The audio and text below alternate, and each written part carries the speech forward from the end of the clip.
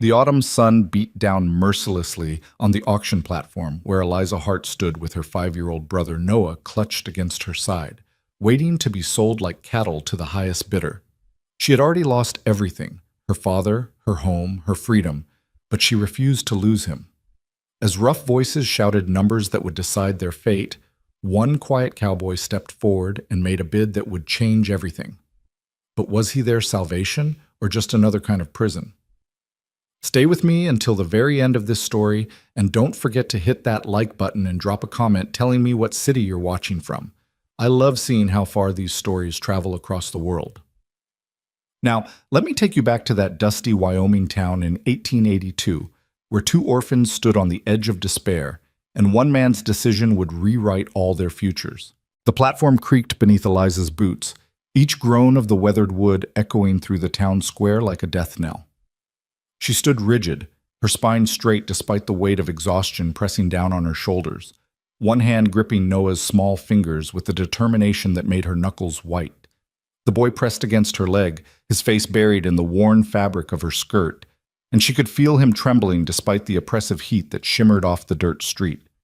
Around them, the crowd swelled and shifted, a sea of sun-darkened faces, calculating eyes, and mouths twisted into expressions ranging from pity to predatory interest. The auctioneer, a barrel-chested man named Sutton with tobacco-stained teeth and a voice like gravel, stood to her left, already warming up the crowd with his practiced patter. "Now, folks, I know times are hard," Sutton called out, his voice carrying across the square with the ease of long practice. "But opportunity don't knock twice, and what we have here is a genuine bargain for any man looking to expand his household with quality workers." Quality workers. The words made Eliza's stomach turn, but she kept her face carefully blank. She had learned in the 3 weeks since her father's death that showing emotion was dangerous. Tears invited contempt. Anger brought punishment. The only safety lay in stillness, in making herself as unremarkable as possible while the world decided what to do with her. But standing on this platform, there was no hiding. "The girl here is 14, strong as they come despite her size," Sutton continued, gesturing toward Eliza with a casual wave that made her feel like livestock. "Can cook, clean, sew, and she's literate. Her daddy saw to that before the consumption took him. And the boy, well, he's young yet, but healthy. 5 years old, good for light work now, and heavy labor in a few years." Noah whimpered softly, and Eliza squeezed his hand in a rhythm they'd developed over the past weeks. 3 short pulses that meant, "I'm here. You're safe. We're together." It was a lie, of course. They weren't safe. They might not stay together, but it was the only comfort she could offer. The crowd murmured, a low rumble of interest mixed with skepticism. Eliza scanned the faces before her, trying to read their intentions, trying to determine which of these strangers might show them even a shred of mercy. She saw ranch hands in dusty work clothes, their faces weathered by sun and wind. Shopkeepers in cleaner attire, their expressions shrewd as they calculated profit margins. A few women scattered throughout, though their presence offered no comfort. Eliza had learned that women could be just as cruel as men when it came to protecting their own interests. And then there were the ones who made her skin crawl. The men who looked at her with something dark flickering behind their eyes, who studied her developing frame with an attention that made her want to disappear into the platform beneath her feet. She was 14, caught in that terrible twilight between childhood and womanhood, and she understood with a clarity beyond her years exactly how vulnerable that made her. "We'll start the bidding at $50 for the pair," Sutton announced, and Eliza felt Noah flinch against her leg. "Come now, gentlemen, that's a steal for 2 able bodies. Who'll give me 50? A hand shot up near the front, a thick-fingered merchant Eliza recognized from the general store. $50, he called out, his voice flat and businesslike. 50 for Mr. Hendricks. Who'll give me 60? 60. This from a rancher toward the back, a man whose name Eliza didn't know, but whose reputation she'd heard whispered among the other displaced children waiting to be sold. He was known for working his hands hard and paying them little. The bidding continued, voices calling out numbers with the casual efficiency of men purchasing seed or livestock. 70, 80, 90. Each increase felt like a nail being driven into a coffin, sealing their fate with the finality of cold iron. Eliza's mind raced through scenarios, each more desperate than the last. If they were separated, how would she find Noah again? If they were bought by someone cruel, how long could she protect him? Her father had always told her she was strong, that she had her mother's spine and his stubbornness, but standing here in the blazing sun with her brother's hand in hers and their future being decided by strangers' wallets, she felt anything but strong. $100. The voice came from the left side of the crowd, deep and rough, with what sounded like barely controlled anger. Heads turned, and Eliza followed their gaze to see a tall man in a dark coat pushing his way toward the front. She recognized him. Jonas Macklin, who owned a large spread 20 miles outside of town. His reputation was darker than most, shadowed by whispers about the women who worked in his household and never seemed to stay long. Eliza's heart hammered against her ribs. Not him. Anyone but him. 100 from Mr. Macklin. Sutton's voice carried a note of satisfaction. A bid that high this early meant serious interest, which meant the final price would climb even higher. That's more like it, gentlemen. Do I hear 120? Silence fell across the square. $100 was already a substantial sum, more than many of these men could spare. Eliza watched Macklin's face, saw the satisfied smirk beginning to form at the corners of his mouth, and felt something cold and terrible settle in her chest. She looked down at Noah, at his small face still pressed against her skirt, and made a decision. If Macklin won the bid, if they were forced to go with him, she would find a way to escape. She didn't know how, didn't know where they would go or how they would survive, but she would not let her brother grow up in whatever darkness waited at the Macklin ranch. Going once, Sutton called, his gavel raised. Eliza's mind cataloged possibilities with desperate speed. The stable behind the general store where they could hide until nightfall. The wagon tracks leading north toward the mining camps where 2 more children might disappear among the crowds. The creek bed they could follow west, traveling at night, foraging what they could. Going twice? $150? The voice cut through the square like a blade, quiet, firm, utterly without hesitation. Every head turned toward the back of the crowd, and Eliza found herself standing on her toes, trying to see past the wall of bodies to identify the speaker. The crowd parted slowly, reluctantly, and a man walked through the gap they created. He was tall, broad-shouldered, wearing work clothes that had seen better days but were clean and well-maintained. His face was weathered by sun and wind, with the permanent squint of someone who spent most of his time outdoors, and his dark hair was shot through with early traces of silver, despite appearing to be no older than 30.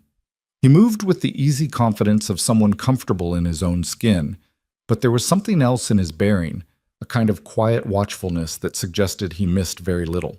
Most striking were his eyes. Even from the platform, Eliza could see they were a startling blue-gray, the color of storm clouds gathering on the horizon, and they were fixed directly on her with an intensity that made her breath catch. Mr. Rowan, Sutton said, and there was something careful in his tone, a note of respect mixed with wariness. That's a generous offer. You're certain? The man, Rowan, didn't take his eyes off Eliza. I'm certain.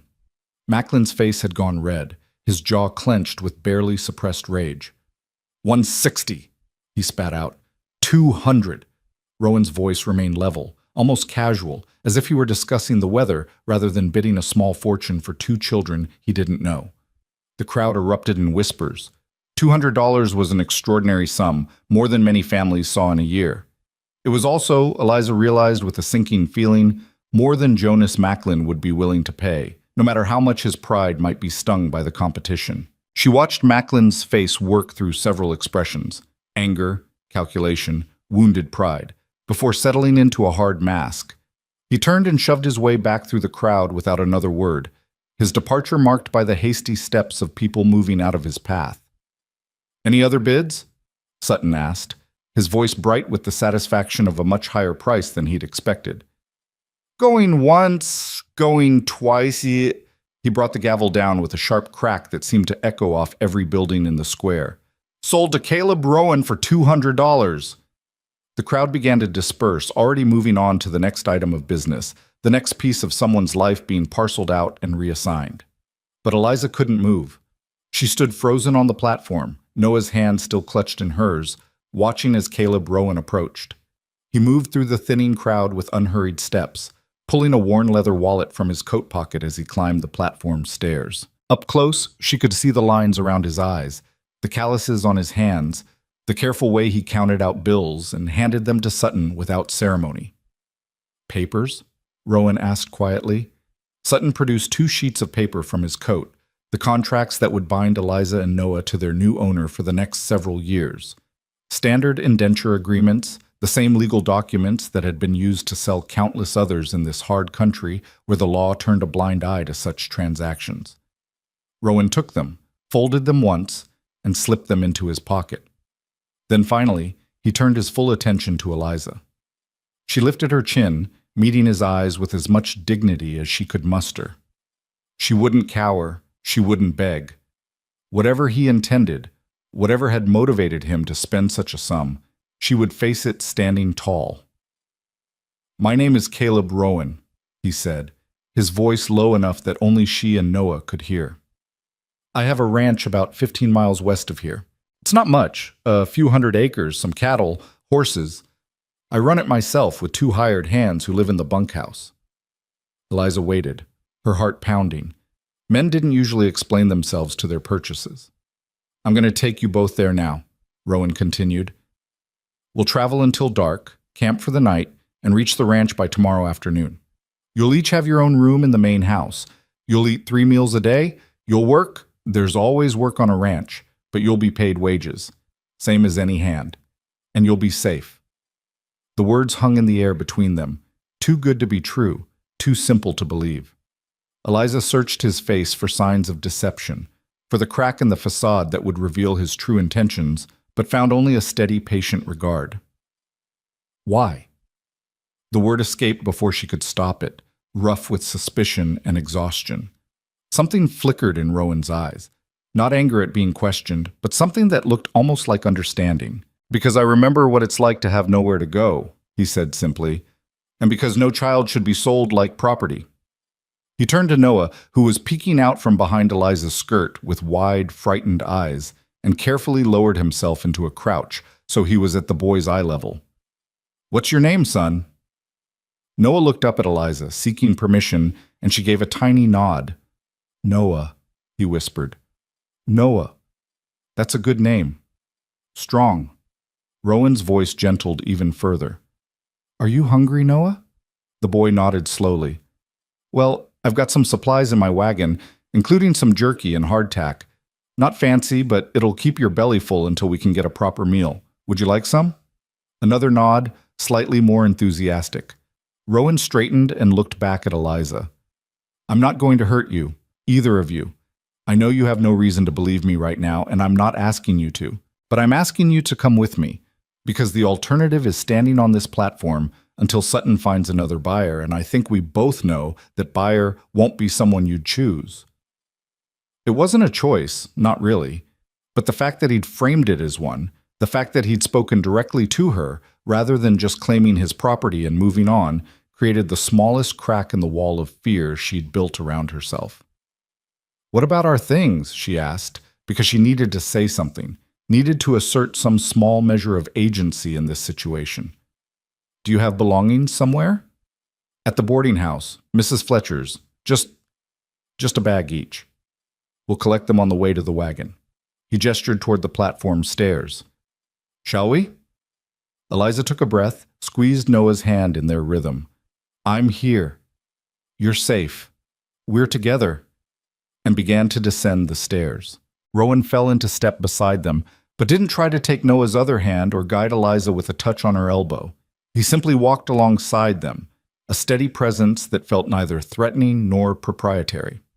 The walk to Mrs. Fletcher's boarding house took only a few minutes, but Eliza was acutely aware of the eyes following them, curious townspeople wondering what Caleb Rowan wanted with 2 children, envious glances from others who'd been hoping to secure cheap labor, and at least one hard stare from Jonas Macklin, who stood in the shadow of the saloon watching their progress with naked hatred. Mrs. Fletcher had their meager belongings already packed and waiting by the door, a carpet bag for Eliza containing 2 dresses, a nightgown, her mother's hairbrush, and her father's pocket watch. and a smaller sack for Noah with his spare clothes and the wooden horse their father had carved him. The landlady's expression was carefully neutral as she handed over the bags, but her eyes lingered on Rowan with something that might have been approval. "You'll treat them right, Caleb," she said. It wasn't a question. "Yes, ma'am." She nodded once, decisively, then looked at Eliza. "You're a good girl. You take care of that brother of yours." "Yes, ma'am." Eliza's voice came out steadier than she felt. They returned to the main street where Rowan's wagon waited, a sturdy farm wagon with a canvas cover stretched over wooden ribs, the bed loaded with supplies. 2 horses stood patiently in their traces, their coats shining with good care. Rowan loaded their bags into the back, then turned to Noah. "Would you like to ride up front with me, or would you feel safer in the back with your sister?" Noah looked between Rowan and Eliza, uncertainty written across his small face. Eliza could see him trying to be brave, trying to make the grown-up choice, and her heart ached. "It's all right," she said softly. "Whatever you want." Can Eliza sit up front too?" Rowan's expression softened almost imperceptibly. "Of course. There's room for all 3 of us on the bench." He helped them both up with careful, impersonal efficiency. A hand under Eliza's elbow, a boost for Noah that had the boy giggling nervously despite everything. Then he swung himself up into the driver's seat, gathered the reins, and clicked his tongue to set the horses moving. The wagon rolled out of town, heading west, and Eliza watched the buildings grow smaller behind them with a mixture of relief and trepidation. She'd lived her entire life in or near this town. Her father was buried in the cemetery on the hill. Her mother's grave was there too, though Eliza had been too young when she died to remember much beyond a sense of warmth and safety that had never quite been replicated. Now she was leaving it all behind, riding into an unknown future with a stranger who'd paid $200 for the privilege of owning her labor for the next several years. Beside her, Noah was already fighting to keep his eyes open, exhausted by fear and the relentless sun. Rowan reached behind the bench and produced a canteen and a piece of jerky wrapped in cloth. "Here," he said, offering them to Noah. "Small bites of the meat. It's salty, and you'll want to wash it down with water." Noah took them with whispered thanks and immediately began to gnaw on the jerky with the intense focus of a hungry child. Rowan glanced at Eliza. "There's more if you want some." "I'm fine." "You're hungry?" It wasn't a question. "I can see it in your face. When did you eat last?"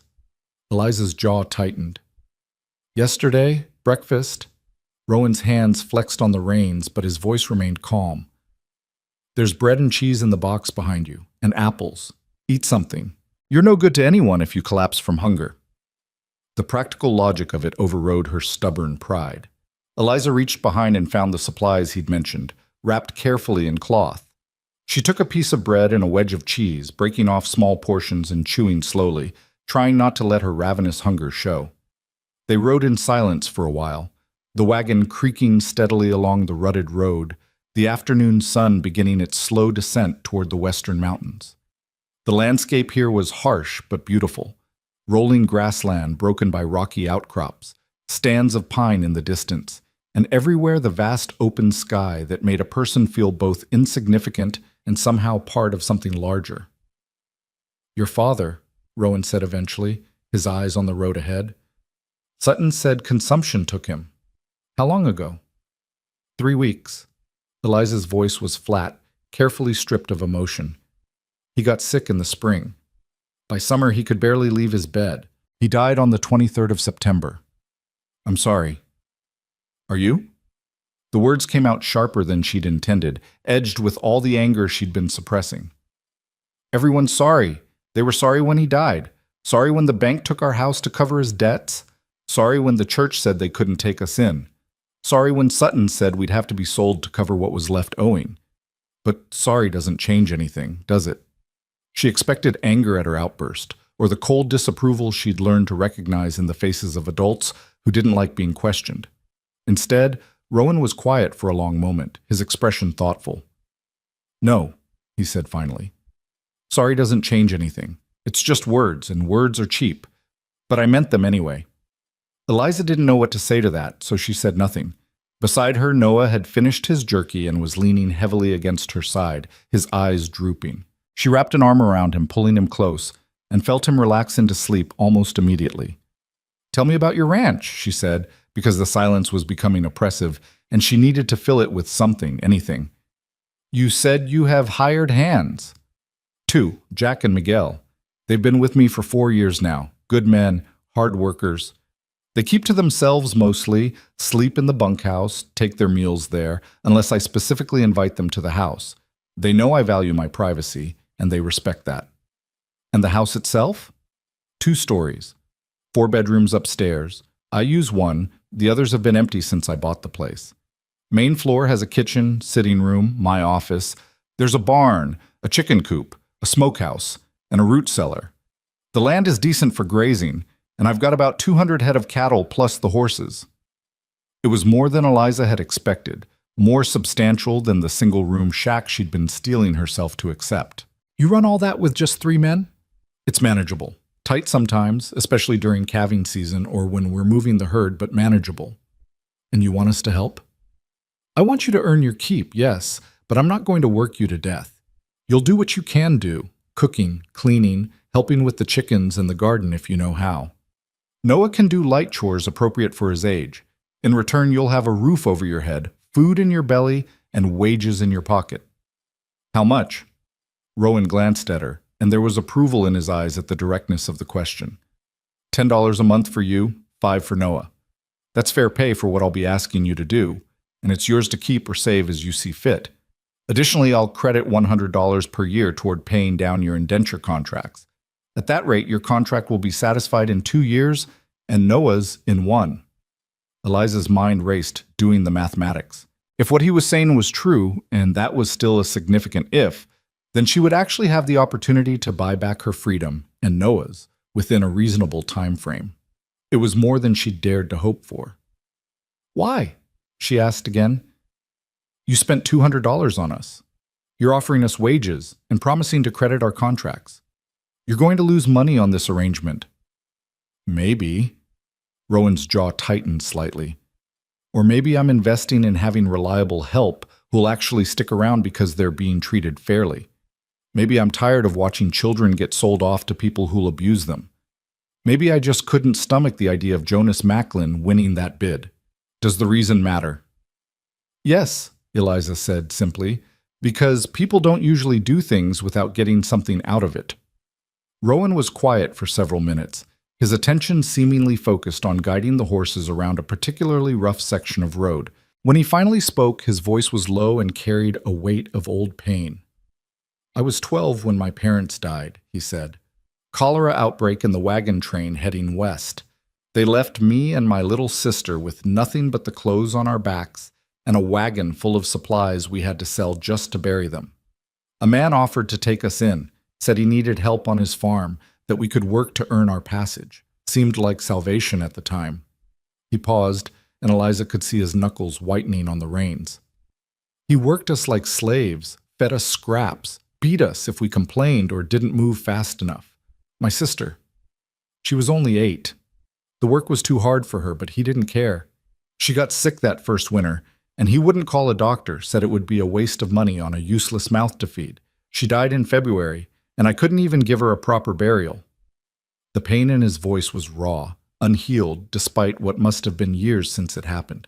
Eliza found herself leaning slightly toward him, drawn by the shared understanding of loss.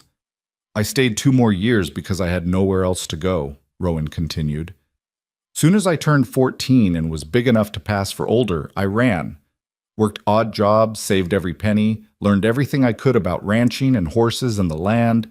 Took me 12 years, but I finally bought this place. Bought it free and clear so no one could ever take it from me. And I swore that if I ever had the means, I'd never let a child be sold into a situation like the one that killed my sister." He turned to look at her directly, and his eyes were fierce with conviction. "So yes, I have a reason. Call it guilt, call it redemption, call it whatever you want. But when I saw you standing on that platform, holding on to your brother like he was the only thing in the world that mattered, I saw myself in Sarah, and I couldn't walk away." Eliza felt something crack in her chest, the careful wall she'd built around her heart developing its first real fissure. She wanted to believe him. God, she wanted so badly to believe that someone in this harsh world actually cared about more than their own profit. But trust was dangerous. Trust got you hurt. I don't need your pity, she said, the words coming out harder than she'd intended. Good. I'm not offering it. Rowan turned his attention back to the road. Pity is useless. What I'm offering is a fair deal and a safe place to live. What you do with that is up to you.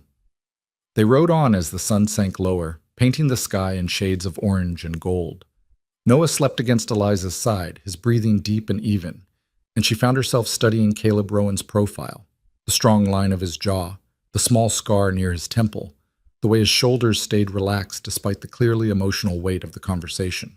He was an enigma, this man who'd paid a fortune for two strangers and now claimed he wanted nothing more than to help them. Everything Eliza had learned in her 14 years screamed that people didn't work this way, that there had to be a catch, a hidden cost that would reveal itself later. But she was also exhausted, physically, emotionally, spiritually exhausted from weeks of fear and uncertainty. And in this moment, riding toward an unknown future with the setting sun warm on her face and her brother safe beside her, she made a decision. She would take Rowan at his word. Not because she fully believed him, but because she had no other choice. She would work hard, save her wages, and protect Noah with everything she had. And if Caleb Rowan proved to be another Jonas Macklin hiding behind a kinder mask, she would be ready. She would always be ready. As the light began to fade, Rowan guided the wagon off the main road toward a stand of trees near a small creek. We'll camp here for the night, he announced, pulling the horses to a stop. There's good water, and the trees will give us some protection if the wind picks up.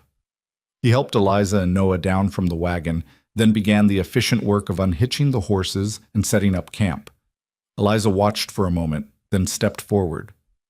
What can I do to help? Rowan looked up from securing the horses' hobbles, surprise flickering across his face. You don't have to. You said we'd earn our keep. I'd rather start now than sit idle.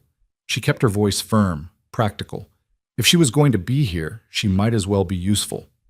A slow smile crossed Rowan's face, the first real smile she'd seen from him, and it transformed his features from stern to almost handsome. All right, there's kindling in the wagon bed left side.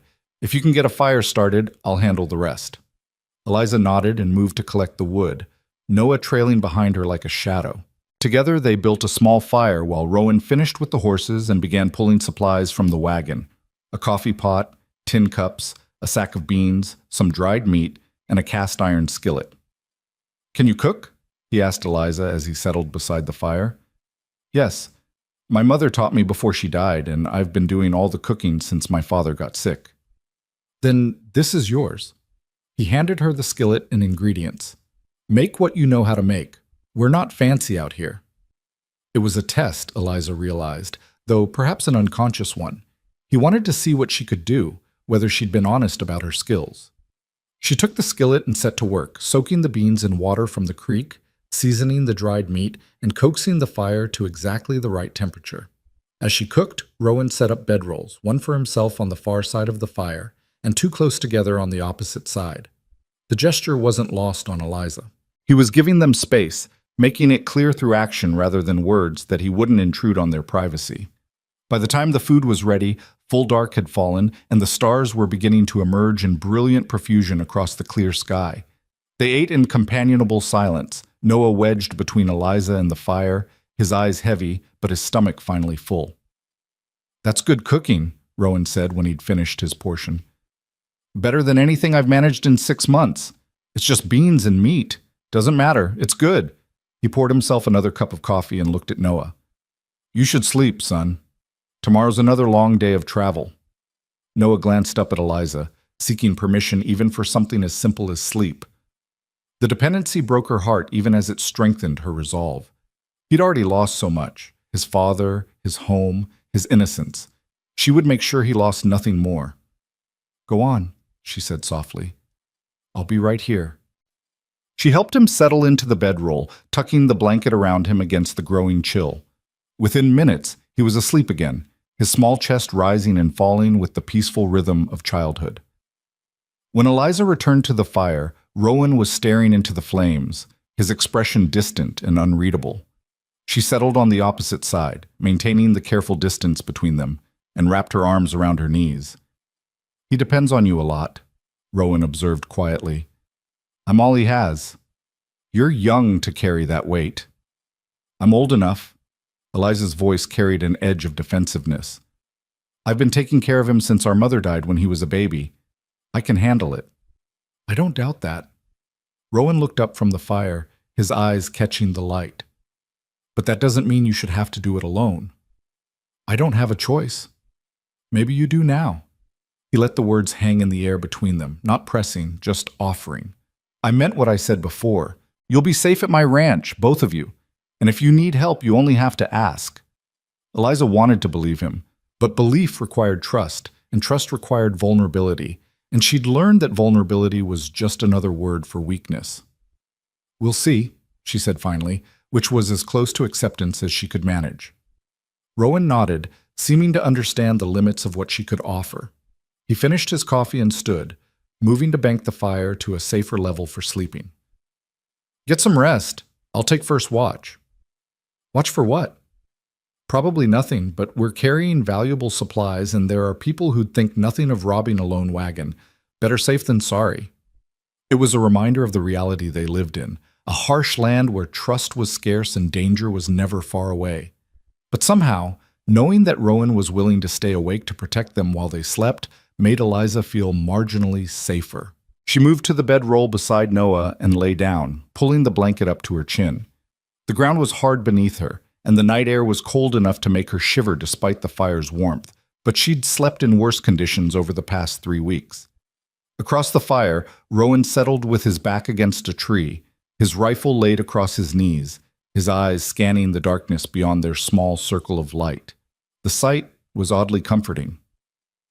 As exhaustion pulled at her consciousness, Eliza found herself thinking about his story, about the sister he'd lost, the abuse he'd endured, the years of hard work that had brought him to ownership of his own land.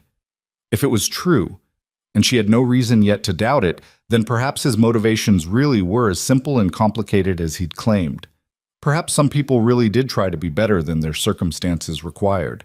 It was a fragile hope to carry into sleep, but it was more than she'd had in weeks. Tomorrow they would reach the ranch, and she would see for herself whether Caleb Rowan's words matched his actions. Until then, she would rest, and she would keep Noah safe, and she would hold tight to the possibility, however slim, that their auction platform might have been not an ending, but a beginning. The last thing she heard before sleep claimed her was the soft crackle of the fire and the gentle rhythm of Rowan's breathing, steady and sure as the stars wheeling overhead. Dawn broke cold and clear across the Wyoming grasslands, the sky shifting from deep purple to pale gold as the sun crept above the eastern horizon. Eliza woke to the smell of coffee and frying bacon, her body stiff from sleeping on the hard ground, but her mind immediately alert. She sat up carefully, trying not to disturb Noah, and found Caleb Rowan crouched beside a rekindled fire, tending to breakfast with the practiced efficiency of someone long accustomed to caring for himself. He glanced over as she stirred, his expression neutral but not unfriendly. "Morning. Coffee's ready if you want some." "Thank you." Eliza extricated herself from the bedroll and moved to the fire, accepting the tin cup he offered. The coffee was strong and bitter, but the warmth of it spreading through her chest was welcome against the morning chill. "How did you sleep?" Rowan asked, turning the bacon in the skillet. "Well enough." It was the truth, more or less. She'd woken several times during the night, her mind refusing to fully surrender to unconsciousness. But each time she'd found Rowan exactly where he'd been before, watchful, alert, keeping his promised vigil. Something about that consistency had allowed her to drift back to sleep more easily than she'd expected. Noah stirred in his bedroll, making small, whimpering sounds that Eliza recognized as the precursor to waking. She set down her coffee and went to him, kneeling beside the blankets. "Hey," she said softly, brushing his hair back from his forehead. "Time to wake up, Noah. We've got traveling to do today." His eyes fluttered open, confusion clouding his features for a moment before memory returned. His gaze darted past her to where Rowan worked at the fire, and she felt his small body tense. "It's all right," she murmured. "Remember? Mr. Rowan is taking us to his ranch. We're safe." The word safe still felt dangerous to say aloud, as if speaking it might somehow jinx whatever fragile security they'd found. But Noah needed reassurance more than she needed to protect herself from potential disappointment. They ate breakfast quickly: bacon, hardtack softened in bacon grease, and more of the strong coffee for Eliza while Noah drank water from the canteen. Rowan worked around them with minimal conversation, breaking camp with the same methodical efficiency he'd shown the night before. Within an hour, the fire was doused, the supplies were repacked, and the horses were hitched back to the wagon. "We should reach the ranch by mid-afternoon if we keep a good pace," Rowan said as he helped them back onto the wagon bench. "The road gets rougher from here, but the horses know the way." The morning passed in a blur of rolling landscape and steady wagon motion. The road, really more of a track worn by repeated use than anything formally maintained, wound through increasingly rugged terrain. Pine forests rose on either side, broken by meadows where wildflowers still clung to the last days of their blooming season. In the distance, mountains rose like jagged teeth against the sky, their peaks already dusted with early snow. Noah, who'd been quiet and withdrawn for most of the previous day, began to show signs of cautious curiosity. He pointed out a deer bounding through the trees, his eyes wide with wonder. When an eagle soared overhead, he actually smiled, a small, tentative expression that made Eliza's heart ache with relief. "You like animals?" Rowan asked, noticing the boy's interest. Noah nodded shyly. "Well, there's plenty of them at the ranch. Cattle, of course, and horses. But we've also got chickens, a few barn cats to keep the mice down, and there's a dog. Old Brutus. He's getting on in years, but he's gentle as they come. You'll like him." "Can I pet him?" Noah's voice was barely above a whisper. "Sure you can. Brutus loves attention. Just let him sniff your hand first so he knows you're friendly." It was such a simple exchange, but Eliza felt something loosen in her chest. Rowan was good with Noah, patient, kind, speaking to him as if his questions and interests mattered. So many adults treated children as inconveniences, especially children who'd been bought as labor. But Rowan seemed genuinely pleased by Noah's tentative engagement with the world around them. As the sun climbed higher, the temperature rose, and Rowan paused the wagon near a small creek to let the horses drink and rest. He produced more food from seemingly endless supplies: bread, cheese, apples that were starting to wrinkle, but still sweet. "Tell me about your life before," Rowan said as they ate, his tone casual but his attention focused. "What did your father do?" Eliza hesitated, uncertain how much to reveal. But there seemed little point in hiding the past when it had led so directly to their present circumstances. "He was a carpenter. A good one. People came from 3 towns over when they needed fine work: cabinets, furniture, detailed trim. He taught me to read and write, made sure I knew numbers. Said education was the only thing no one could take away from you." The irony of that statement, given their current situation, wasn't lost on her, and she saw understanding flicker in Rowan's eyes. "Sounds like a smart man." "He was." Eliza's voice caught slightly. He got sick, and once he couldn't work, everything fell apart so fast. The medical bills, then the mortgage on the house, then the funeral expenses. By the time it was over, we owed more than we could ever pay." "And no other family to take you in?"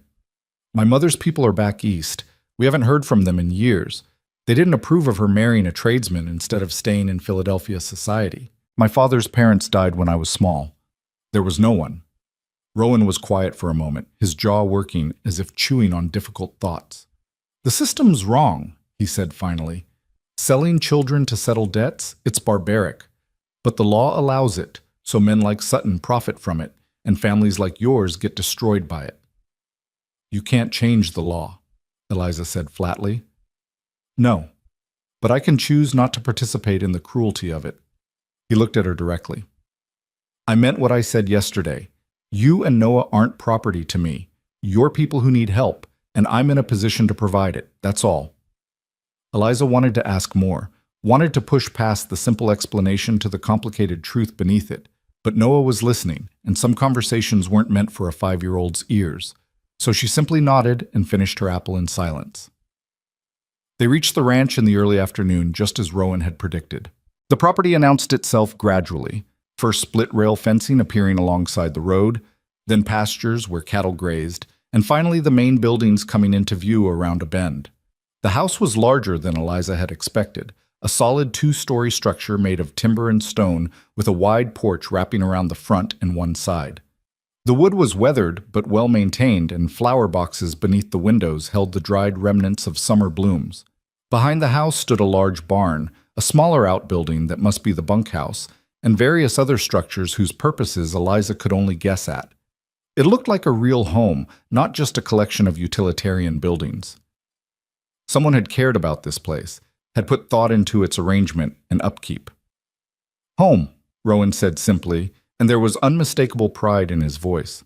Two men emerged from the barn as the wagon approached, one tall and lanky with sun-bleached hair, the other shorter and more compact with dark features and the kind of permanent tan that spoke of indigenous or Mexican heritage. Both stopped their work to watch the wagon's arrival with undisguised curiosity. Rowan pulled the horses to a stop in front of the house and set the brake. "Jack, Miguel," he called out, "come meet the new members of our household." The two men exchanged glances, then approached with the cautious friendliness of people unsure what to expect.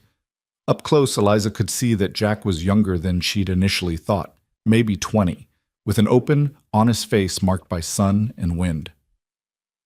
Miguel looked to be in his 30s, with sharp eyes that seemed to miss nothing and a calm, centered presence. "This is Eliza Hart and her brother Noah," Rowan said, helping them down from the wagon. "They'll be living in the house, helping with domestic work and whatever else needs doing. Eliza, Noah, these are Jack Brennan and Miguel Santos. They run this ranch as much as I do." Jack's face broke into a wide grin. "Well, I'll be. It's about time this place had some proper cooking. No offense, boss, but your attempts at biscuits could be used as weapons." "None taken."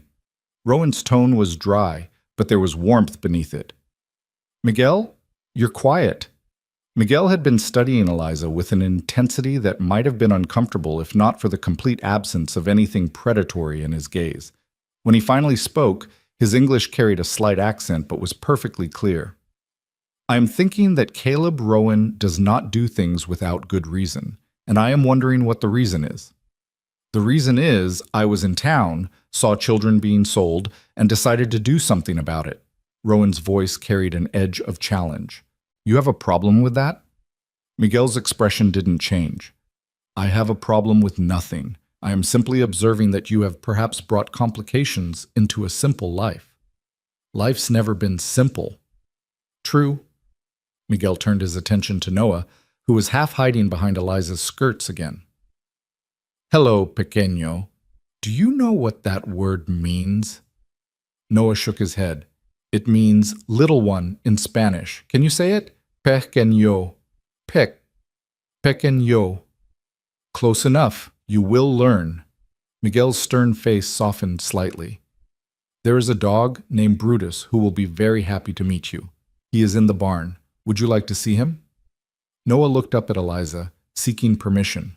She hesitated, her protective instincts warring with the understanding that she couldn't keep him glued to her side forever. But Rowan spoke before she could. "Jack, why don't you take Noah to meet Brutus while Miguel and I unload the wagon? Give Eliza a chance to see the house without him underfoot." It was tactfully done, acknowledging her need to assess their new situation without making it seem like Noah was being separated from her against her will. Jack seemed to understand immediately, his expression gentle as he crouched down to Noah's level. "Come on, partner. Brutus has been lonely lately. He could use a friend." Noah glanced at Eliza one more time, received her nod of permission, and took Jack's offered hand with endearing trust. As they walked toward the barn, she heard Jack already chattering away about the various animals and their personalities, his easy manner clearly designed to put the boy at ease. "He's good with children," Rowan said quietly, following her gaze. "Lost his younger siblings in a fire a few years back. I think it helps him to have young ones around." Eliza filed that information away, another piece of the puzzle that was Caleb Rowan's household. "And Miguel?" "Ex-Army scout. He doesn't talk much about his past, and I don't push, but he's loyal, capable, and he has a code. He'll protect Noah as fiercely as he'd protect any member of this ranch." Miguel had already begun unloading supplies from the wagon with practiced efficiency, his movements economical and sure. He caught Eliza watching and gave a small nod of acknowledgement that somehow conveyed both respect and reservation. "Come on," Rowan said, picking up their bags. "Let me show you the house." The interior was as well maintained as the exterior, though clearly decorated by someone with more practical sense than aesthetic vision. The front door opened into a large sitting room with a stone fireplace dominating one wall, comfortable if worn furniture arranged around it, and windows that let in generous amounts of light. A doorway to the left led to what must be Rowan's office. She caught a glimpse of a desk piled with papers and ledgers. To the right, another doorway showed a dining table and the entrance to the kitchen beyond. "Kitchen's fairly well equipped," Rowan said, leading her through. "Previous owner's wife was particular about her cooking. There's a good stove, plenty of pots and pans, a pantry that's currently understocked, but we can fix that." The kitchen was indeed impressive, far better than the cramped corner where Eliza had prepared meals in their small house in town. A massive cast-iron stove stood against one wall, a deep sink with a pump beneath a window overlooking the back garden, and countless shelves and cupboards offering storage space she couldn't have imagined. "The pump draws from a well," Rowan continued. "Water's cold, but clean. For hot water, there's a reservoir built into the stove. The pantry's through here." He showed her a small room lined with shelves, currently holding basic staples: flour, sugar, salt, cornmeal, dried beans, and various preserved goods in jars. It was more food than she'd seen in one place in weeks, and her mind was already cataloging possibilities for meals. "Upstairs?" she asked. "4 bedrooms and a washroom. I'll show you." The stairs creaked slightly as they climbed, opening onto a hallway with doors on either side. Rowan pushed open the first door on the right. "This will be yours." The room was simple but clean: a bed with an iron frame, a dresser, a small table with a chair, and a window with faded curtains. The bed had sheets and blankets already on it, though they looked like they could use airing out. Everything was covered in a fine layer of dust that spoke of long disuse. "Noah's room is next door," Rowan said, moving to the adjacent room. It was slightly smaller but similarly furnished, with the addition of a small shelf that would be perfect for Noah's few belongings. "The washroom's at the end of the hall. There's a tub, though you'll have to heat water on the stove and carry it up. Not the most convenient system, but it works." Eliza moved to the window of her room, looking out over the ranch yard. From this vantage point, she could see Jack and Noah emerging from the barn, a large brown dog loping beside them. Noah was laughing, actually laughing, as the dog jumped up to lick his face. "The rooms are yours to arrange however you like," Rowan said from the doorway. "There are extra linens in the cupboard in the washroom. Take what you need." She turned to face him, struck again by the surreal nature of all this. A real bedroom with a door that closed, privacy, space. Things she'd been prepared to sacrifice completely were being offered without strings attached, or at least without any strings she could see yet. "Where's your room?" she asked, because she needed to know the layout, needed to understand the geography of potential danger. "Far end of the hall, opposite side. Farthest point from yours." His tone was matter-of-fact, but she could see he understood why she was asking. "You can put a chair under your door handle at night if it makes you feel safer. I won't be offended." The offer was so frank, so devoid of wounded pride or manipulation, that Eliza found herself reassessing him once again. Men who intended harm didn't usually offer their potential victims ways to defend themselves. "I need to get back to work," Rowan said. "Take the afternoon to settle in, clean up the rooms if you want. There's a trunk in the attic with fabric scraps and such if you want to make new curtains. Dinner's usually around 6, nothing fancy, just whatever can be put together. If you're up to cooking tonight, I'd appreciate it, but if you need more time to adjust, I can manage." "I can cook?" "Good. There's a chicken that needs using before it turns, and plenty of vegetables in the root cellar. Make whatever seems right." He paused at the doorway. "Eliza, you did well today. The traveling, the uncertainty, it's not easy. You're strong." He left before she could formulate a response, his boots loud on the stairs and then fading as he headed back outside. Eliza stood alone in the room that was supposedly hers, trying to process everything that had happened in the last 24 hours. She'd been sold. That was the stark reality. No matter how kindly Rowan phrased it, no matter what promises he made about wages and freedom, the fundamental truth was that she and Noah had been purchased like goods. The papers in Rowan's pocket gave him legal control over their lives for years to come. But he'd also given them rooms with doors, fed them without stinting, spoke to them with respect, let Noah play with a dog while promising protection and safety. The contradiction was exhausting to navigate. Eliza spent the next hour cleaning her room and Noah's, throwing open windows to air out the mustiness, beating dust from the mattresses, and making the beds with fresh linens from the washroom cupboard. The physical work was soothing, giving her hands something to do while her mind churned through possibilities and fears. She was arranging Noah's few belongings on his shelf when she heard boots on the stairs. Her body tensed automatically, but it was only Jack, Noah still chattering happily beside him. "Miss Eliza," Jack said with exaggerated formality, tipping an imaginary hat. "I'm returning your brother in one piece, as promised. He's made friends with Brutus, met all the horses, and learned 3 new Spanish words from Miguel. I'd say that's a productive afternoon." Noah ran to her immediately, wrapping his arms around her waist. "Eliza, there's a horse named Thunder, and he's all black, and Jack says maybe I can learn to ride, and Brutus is so nice, and he licked my face, and—" "Breathe," she said, unable to suppress a small smile at his enthusiasm. It was the most animated she'd seen him since before their father's death, and relief washed through her. Whatever else happened, Noah was happy in this moment. That had to count for something. "Jack?" Rowan's voice called from downstairs. "Need you in the barn." "Duty calls." Jack ruffled Noah's hair. "See you at dinner, partner." As his footsteps retreated, Noah looked up at Eliza with shining eyes. "This place is amazing. Can we stay?" The question pierced her heart.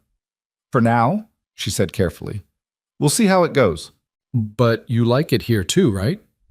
Did she? Eliza looked around at the clean, simple rooms, thought about the kitchen downstairs with its well-stocked pantry and functional stove, remembered the way Rowan had looked at her when he promised she'd be safe. "I don't know yet," she answered honestly, "but it seems okay. So far." Noah seemed satisfied with that qualified approval. "Can I go back outside? Jack said I could watch them work if I stayed out of the way." "Stay where I can see you from the kitchen window, and if anyone tells you to do something, you do it immediately. Understand?" "Yes, ma'am." He was already heading for the stairs, his earlier fear and withdrawal seeming like distant memories. Eliza followed more slowly, her mind turning to the evening meal. Cooking for 4 people, possibly 5 if Miguel and Jack ate with them, was well within her capabilities. It would feel good to do something productive, to earn her place here through demonstrable skill. The kitchen was hot from the afternoon sun streaming through the windows, but she built up the fire in the stove anyway, checking the water reservoir and setting a pot to heat. The root cellar proved to be a treasure trove: potatoes, carrots, onions, and even some early squash. The chicken Rowan had mentioned was indeed in the cold box, a good-sized bird that would make a fine roasted dinner. As she worked, peeling vegetables, seasoning the chicken, checking the fire temperature, Eliza felt some of the tension leave her shoulders. This was familiar territory. She knew how to do this, and she could do it well. Whatever uncertainties surrounded their situation, at least she could contribute something tangible. She was sliding the roasting pan into the oven when she heard the kitchen door open. Miguel entered, carrying an armful of firewood, which he stacked neatly beside the stove without speaking. Then he turned to face her, his dark eyes serious. "You're wondering if you can trust Caleb," he said. It wasn't a question. Eliza's hand stilled on the pot she'd been washing. Is it that obvious? To someone who knows what it is to be uncertain of one's place, yes. Miguel leaned against the counter, his posture relaxed but his attention focused. "I will tell you something. When Caleb found me 3 years ago, I was half dead from a bullet wound, lying in a ditch after being ambushed by men who did not like that a Mexican had been given an army commission. He could have left me there. Many would have. Instead, he took me to his house, called a doctor, sat with me for 3 days while fever tried to kill me." He paused, seeming to weigh his next words carefully. "When I woke, I asked him why. He said the same thing he probably said to you, that he remembers what it is to have nowhere to go, that he will not turn away someone in need if he can help them. I thought he was a fool. I thought surely he would ask for repayment, demand servitude, or perhaps he wanted—" Miguel's expression darkened slightly. "Other things. But he asked for nothing except that I work honestly if I stayed. So I stayed. And in 3 years, he has never broken his word. Not once.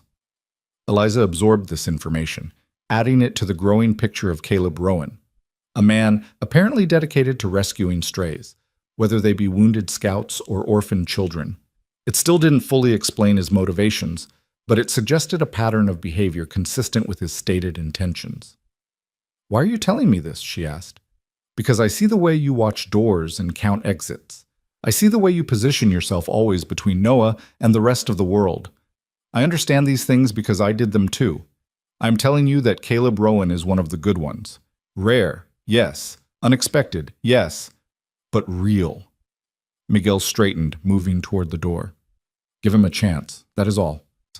He left as quietly as he'd entered, leaving Eliza alone with her thoughts, and the smell of roasting chicken beginning to fill the kitchen.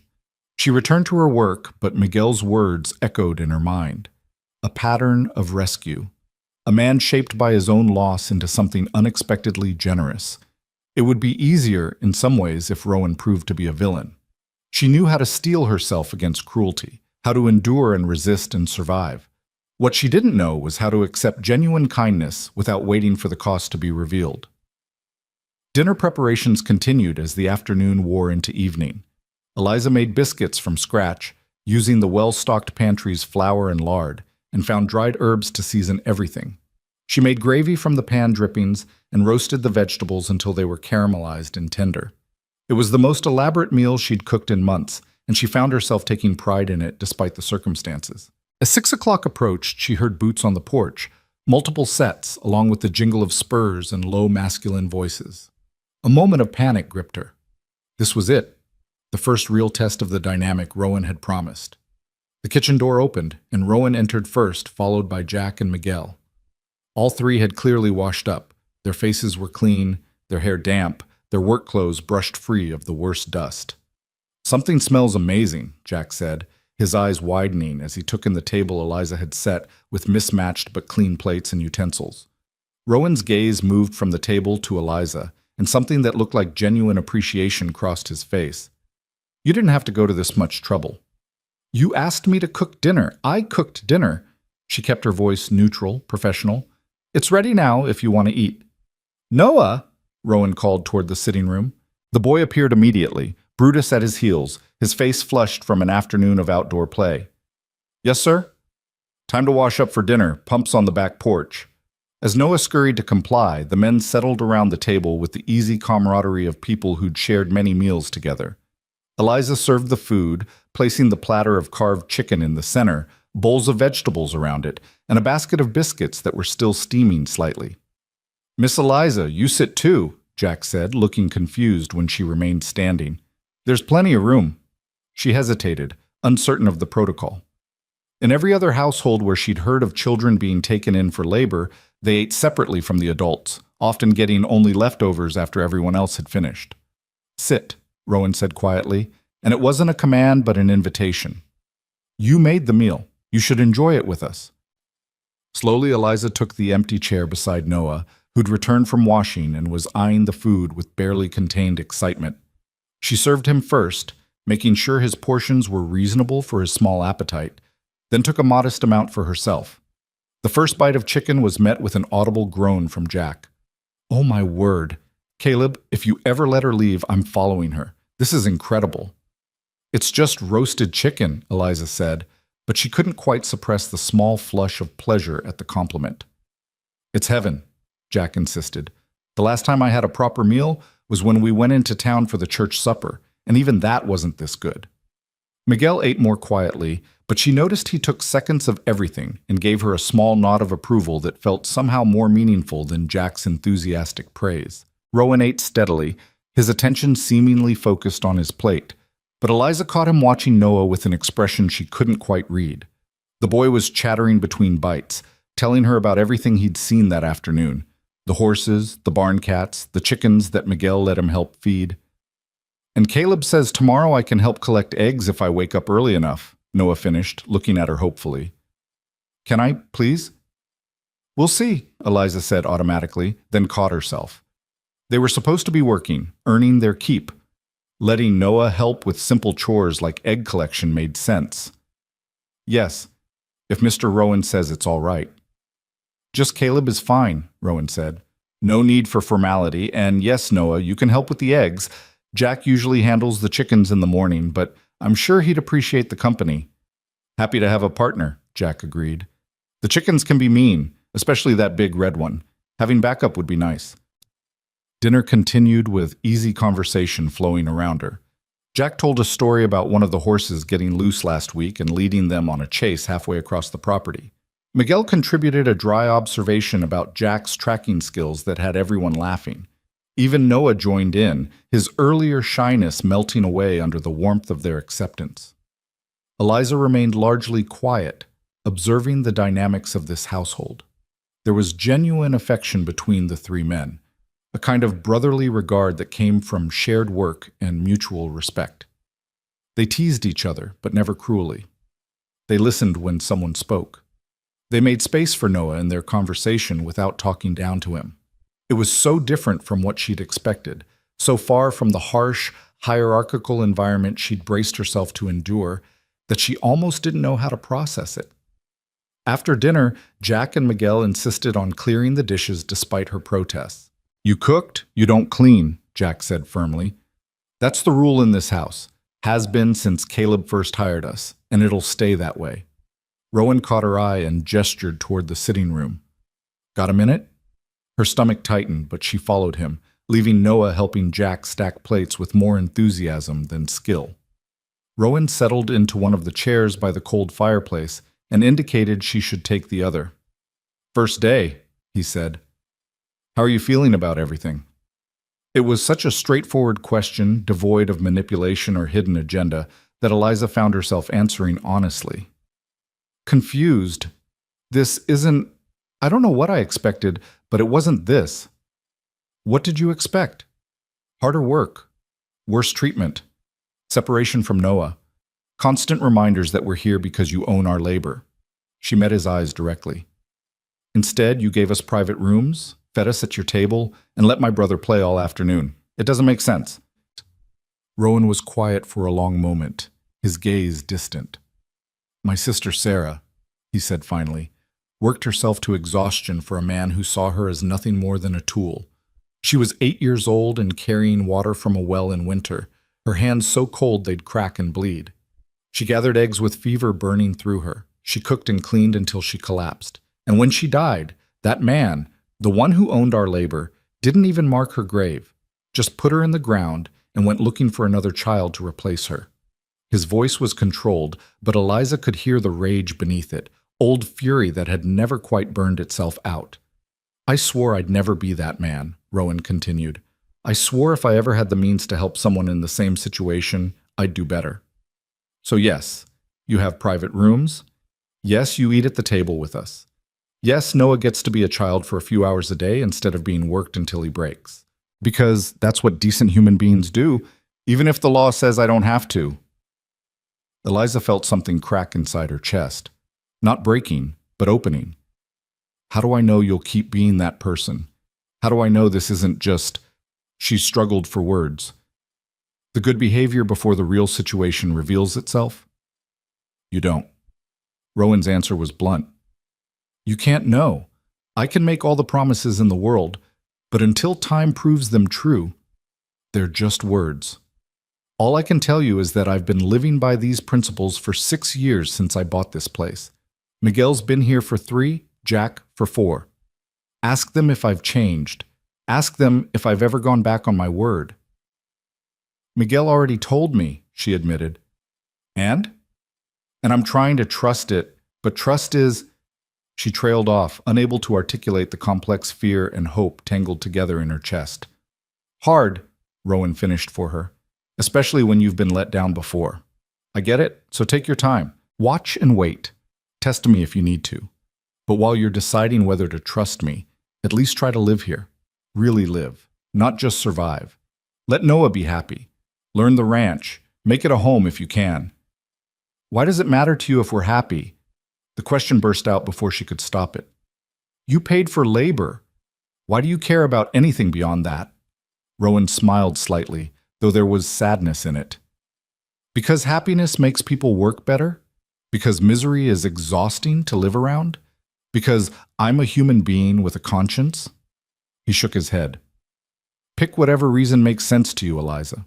But the truth is, I care because I do. There doesn't have to be a complicated explanation. It was perhaps the most honest answer anyone had ever given her, precisely because it refused to over-explain or justify itself.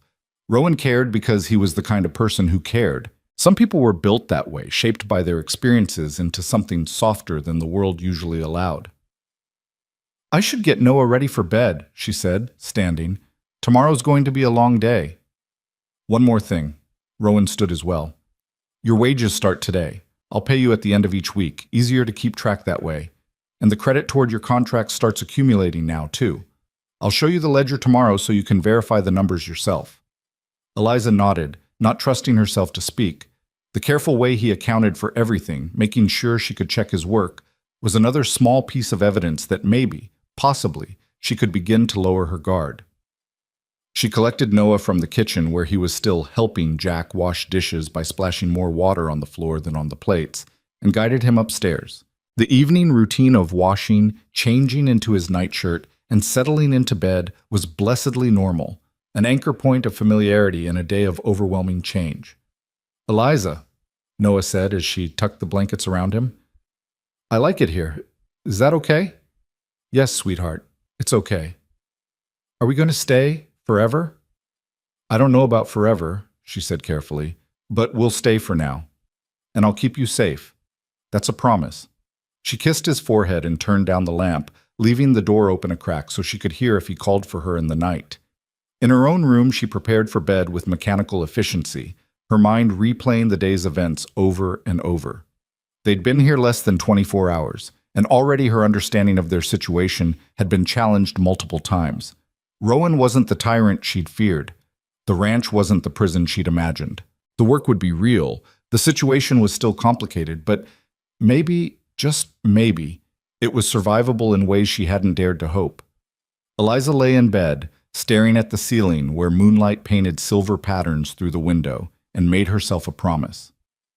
She would give this place 1 month, 30 days to see if Caleb Rowan's actions continued to match his words. 30 days to determine if the safety he promised was real or illusion. And if at the end of that time he'd proven himself true, then perhaps she could begin to believe in the impossible. That sometimes, rarely, people were exactly as good as they seemed. It wasn't trust. Not yet. But it was the possibility of trust, which was more than she'd had since the moment she'd climbed onto that auction platform.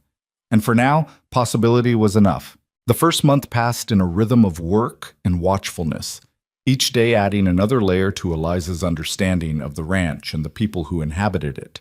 She rose before dawn to start breakfast, learned the temperament of the cantankerous stove, discovered which chickens were reliable layers and which were prone to hiding their eggs in unexpected places. Noah thrived under the attention of 3 men who seemed genuinely invested in his well-being, growing braver and more talkative with each passing day. And through it all, Eliza watched Caleb Rowan with the careful attention of someone still waiting for the mask to slip. But the mask never slipped, because there was no mask. The man who'd made promises on that first day proved to be exactly who he'd claimed, fair, consistent, and true to his word down to the smallest detail. He paid their wages every Friday evening, counting out the bills and coins with meticulous care and recording everything in a ledger he kept in his office. The credit toward their contracts accumulated precisely as he'd promised, and he showed her the numbers each week without her having to ask. It was disorienting, the steady reliability. Eliza had spent so long bracing for betrayal that she hardly knew what to do with trustworthiness. The morning everything changed started like any other. November had arrived with its promise of winter, bringing frost that silvered the grass and turned breath to visible clouds in the cold air. Eliza was in the kitchen making biscuits when she heard horses approaching at speed, not the steady clip of routine travel, but the urgent drumming of riders pushing their mounts hard. She moved to the window and felt her stomach drop. 3 men on horseback were coming up the road, and even at this distance she recognized the lead rider. Jonas Macklin sat his horse with the aggressive confidence of a man accustomed to getting what he wanted, his face set in hard lines that promised trouble. Caleb! She didn't realize she'd shouted until his name was already echoing through the house. Within seconds, he appeared in the kitchen doorway, his expression shifting from concern to grim recognition as he followed her gaze. Take Noah and go upstairs, he said quietly, his voice carrying an edge she'd never heard before. Lock yourselves in your room and don't come out until I tell you it's safe. What does he want? Nothing he's going to get? Go, now. The command in his voice left no room for argument. Eliza grabbed Noah, who'd been sitting at the table practicing his letters, and hustled him toward the stairs. Behind her, she heard Caleb opening the gun cabinet in his office, the metallic click of rifles being checked and loaded. From her bedroom window, Eliza watched the riders pull up in front of the house. Macklin dismounted with theatrical slowness, his two companions, rough-looking men she didn't recognize, flanking him like bodyguards. Miguel and Jack had emerged from the barn, moving to positions that suggested military training, their postures alert and ready. Caleb walked out onto the porch, and even from this distance, Eliza could see the change in him. The gentle rancher who'd patiently taught Noah to collect eggs had vanished, replaced by someone harder, more dangerous. He held a rifle with the casual competence of a man who knew exactly how to use it. Macklin, his voice carried clearly in the cold morning air. You're on my property uninvited. State your business or leave. Macklin's laugh was ugly. Business? My business is reclaiming what should have been mine. You cheated me out of a fair purchase, Rowan. Drove the price up out of spite, and then took what I'd already claimed. I outbid you in a legal auction. There was no cheating involved. Legal. Macklin spat the word like a curse. You know damn well I'd already arranged with Sutton to take the girl. We had an understanding. Eliza's hands clenched on the windowsill. An understanding. Meaning Macklin had tried to rig the auction before it even began, probably offering Sutton a cut to ensure no serious competition. The thought of what would have happened if Caleb hadn't intervened made her stomach turn. Whatever arrangement you had with Sutton is between you and him, Caleb said, his voice deadly calm. The girl and her brother are under my protection now. They're not going anywhere. Protection, Macklin's tone was mocking. That what you're calling it? I know what you really want her for, Rowan. Same thing any man wants a pretty young thing like that for. At least I'm honest about my intentions. The words hung in the air like poison. Eliza saw Caleb's grip tighten on the rifle, saw Miguel take a step forward with murder in his eyes. But it was Jack who spoke, his usual easy drawl replaced by something cold and sharp. You want to repeat that, Macklin? Because it sounds like you're accusing our boss of something that might require you to back up your words with action. I'm saying Rowan's got no moral high ground here. He bought himself a girl, same as I tried to do. Difference is, I wouldn't pretend it was charity. Beside her, Noah whimpered. Eliza, what does he mean? Why is that man saying bad things about Caleb? Hush! She pulled him close, her eyes never leaving the scene below. It's going to be all right. But she wasn't sure she believed it. The tension in the yard was building like a thunderstorm, and she could see Macklin's men shifting their weight, hands moving toward the guns at their hips. This could turn violent with terrifying speed. Caleb descended the porch steps slowly, deliberately, putting himself between Macklin and the house. When he spoke, his voice was quiet, but it carried a weight that made even Macklin's companions look uneasy. I'm going to explain something to you one time, Jonas, and you're going to listen carefully. Eliza and Noah Hart are members of my household. They work here, they're paid fair wages, and they are treated with respect. What you're suggesting, what you've implied, is an insult not just to me, but to them. And I don't tolerate insults to my people. Your people, Macklin sneered. You bought them, Rowan. They're property, no matter how you dress it up with pretty words. They're under my protection, Caleb repeated, and now there was steel in every syllable. That means anyone who threatens them threatens me. Anyone who tries to take them goes through me. And I promise you, Jonas, you don't want to try going through me. Miguel had moved to Caleb's left, Jack to his right, forming a wall of 3 armed men facing down the intruders. The message was clear and unmistakable. This wasn't just Caleb Rowan's fight. It was all of theirs. Macklin's face had gone red with rage. You think you can threaten me? You think 3 ranch hands are enough to stand against what I can bring down on this place? I've got friends, Rowan. Important friends. The sheriff owes me favors. The bank knows my family. You're nobody, just some drifter who got lucky and bought a piece of land. Cross me, and I'll make sure you lose everything. Then I'll lose everything standing up for what's right, rather than keeping everything by being a coward.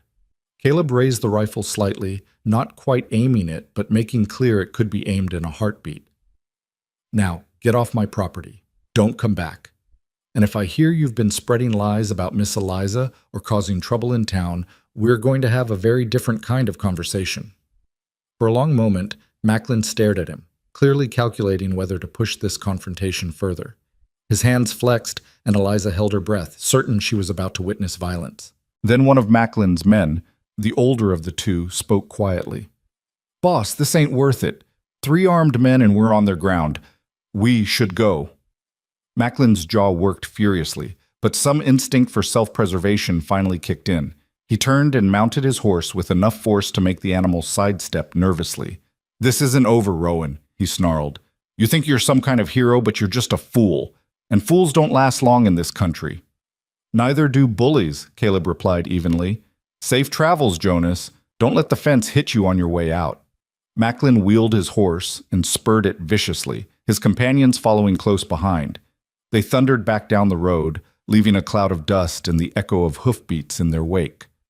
The moment they were out of sight, Caleb's posture changed. His shoulders sagged slightly, and he lowered the rifle with what looked like relief. Miguel said something too quiet for Eliza to hear, and Caleb nodded, clapping him on the shoulder. Jack headed back toward the barn, but his movements were still tense, watchful.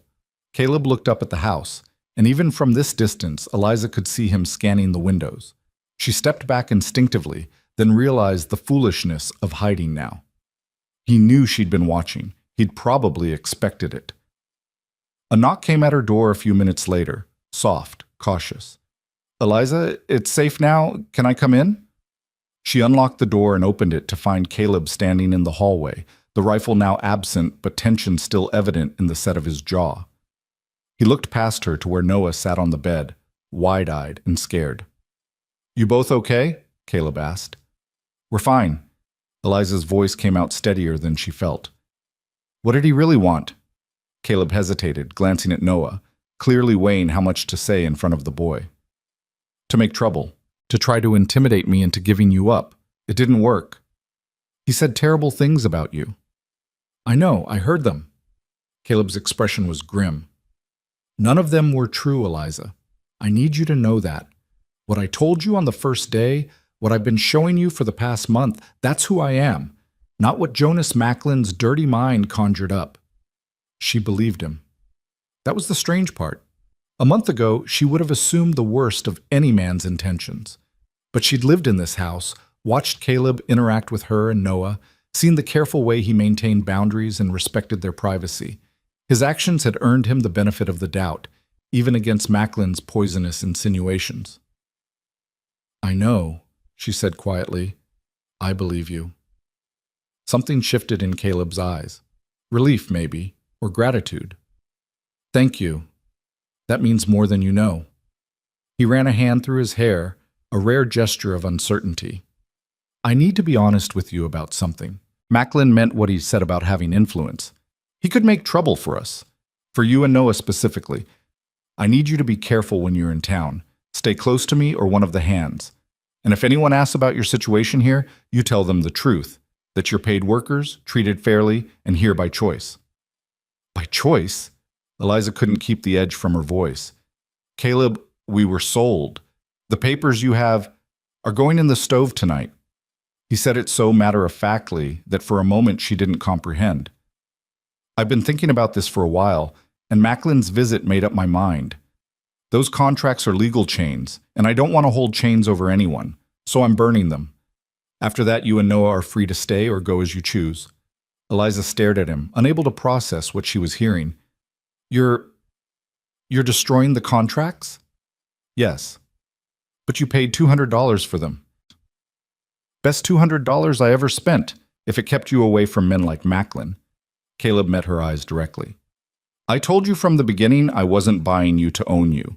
This just makes it official. You're free, Eliza, both of you. You always were in my eyes.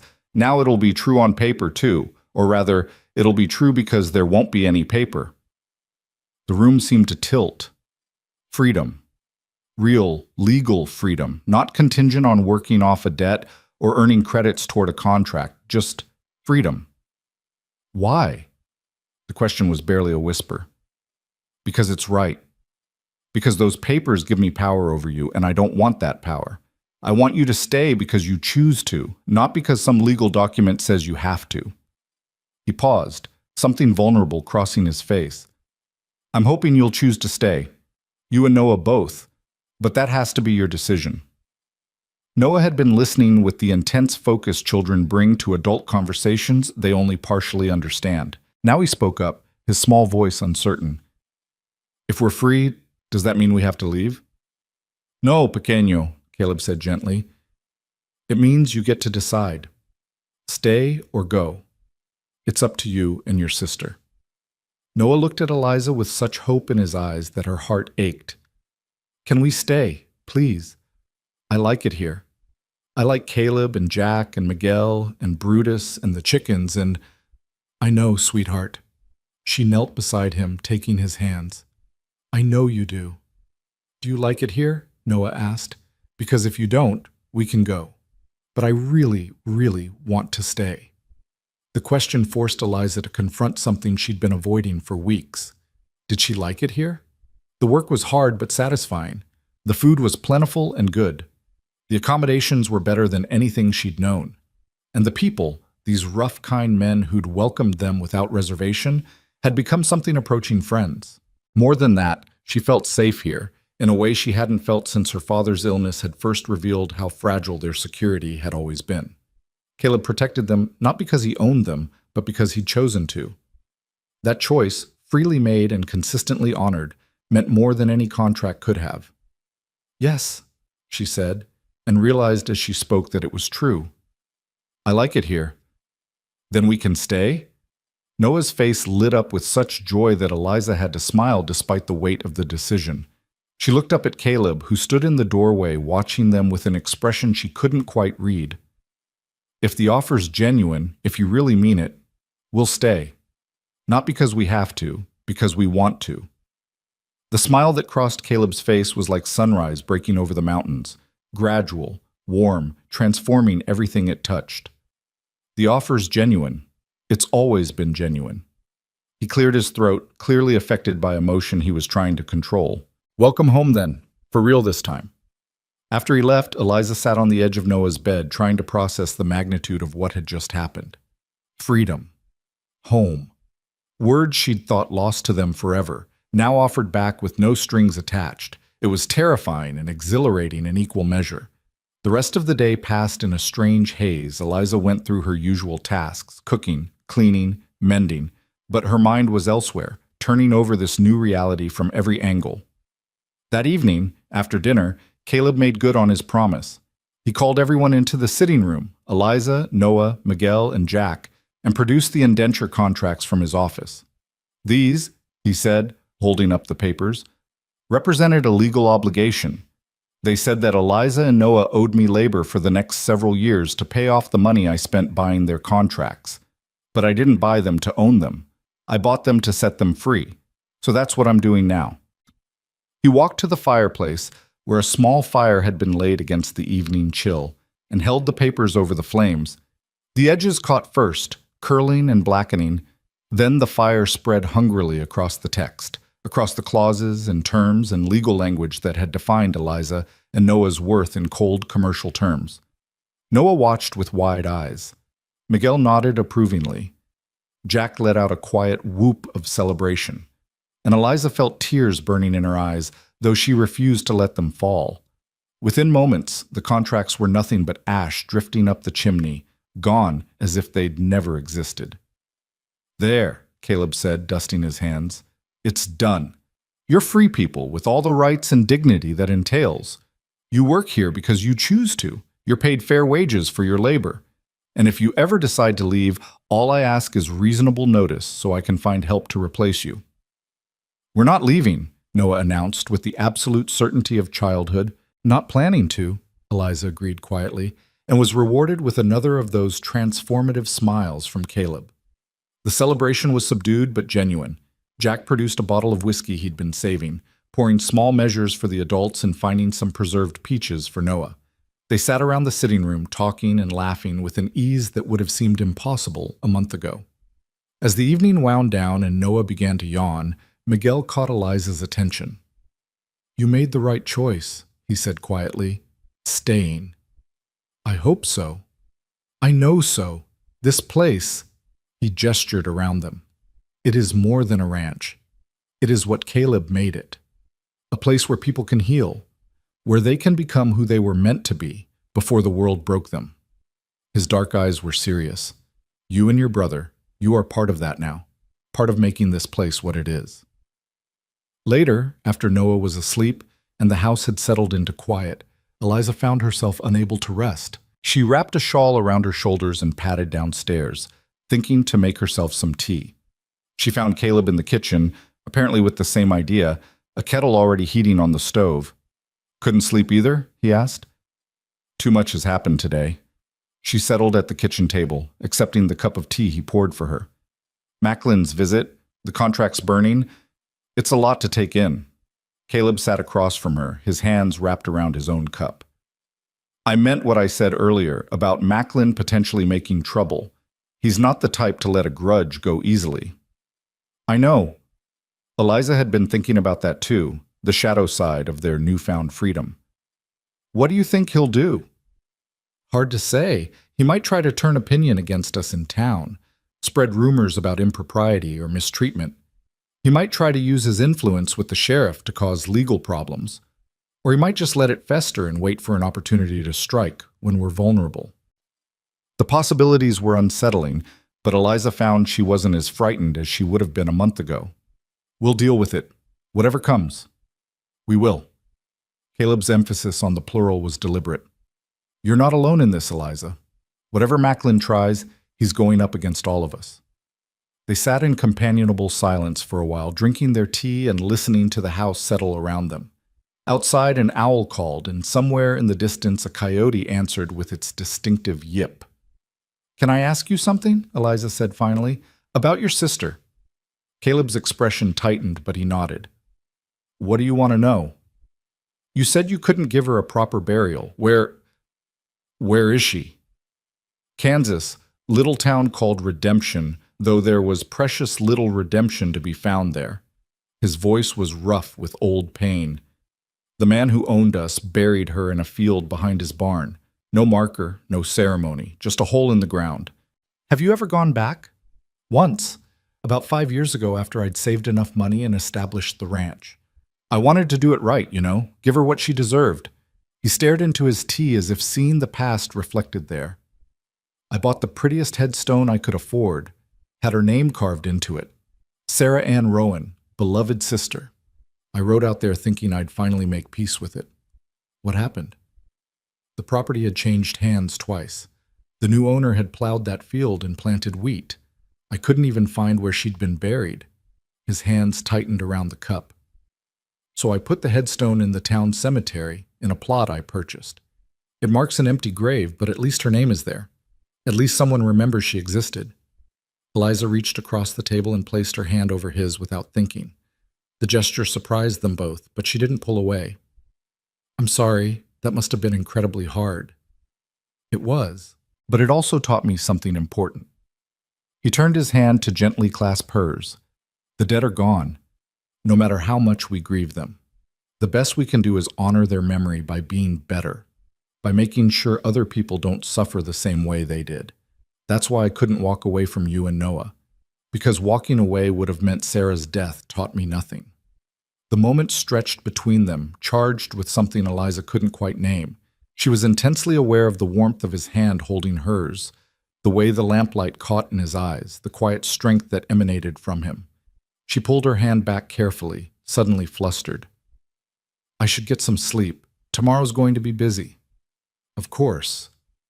If Caleb was disappointed by her withdrawal, he hid it well. "Sleep well, Eliza." She was halfway to the stairs when his voice stopped her.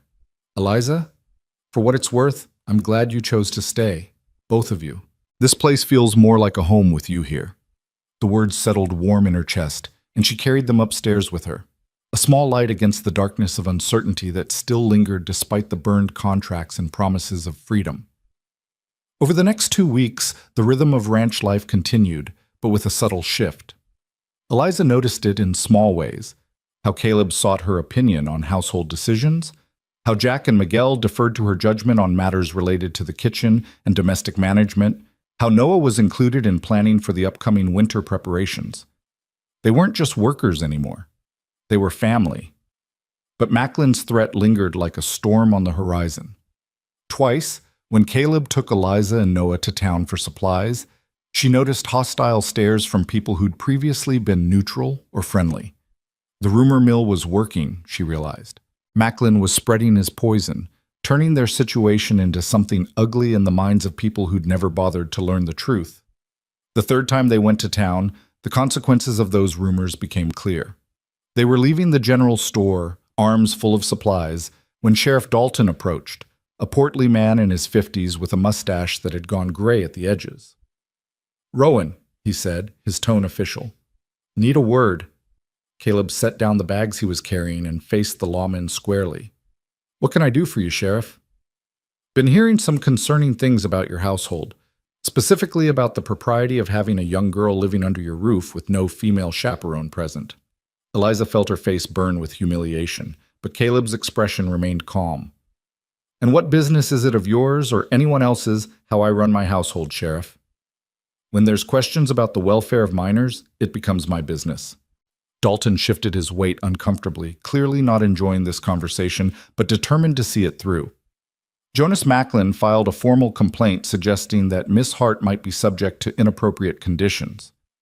"Jonas Macklin," Caleb said with deadly precision, "is a bitter man who's angry I outbid him at an auction. His complaint is motivated by spite, not concern for anyone's welfare." "Maybe so, but I still need to investigate. I need to speak with the girl privately, ascertain that she's being treated properly."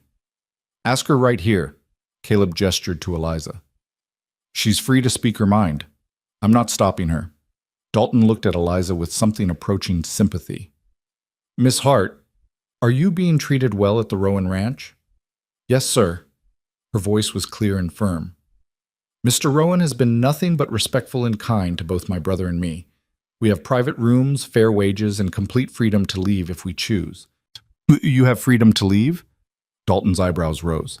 "I was under the impression you were under indenture contract." "The contracts were burned," Caleb said, 2 weeks ago. I have witnesses.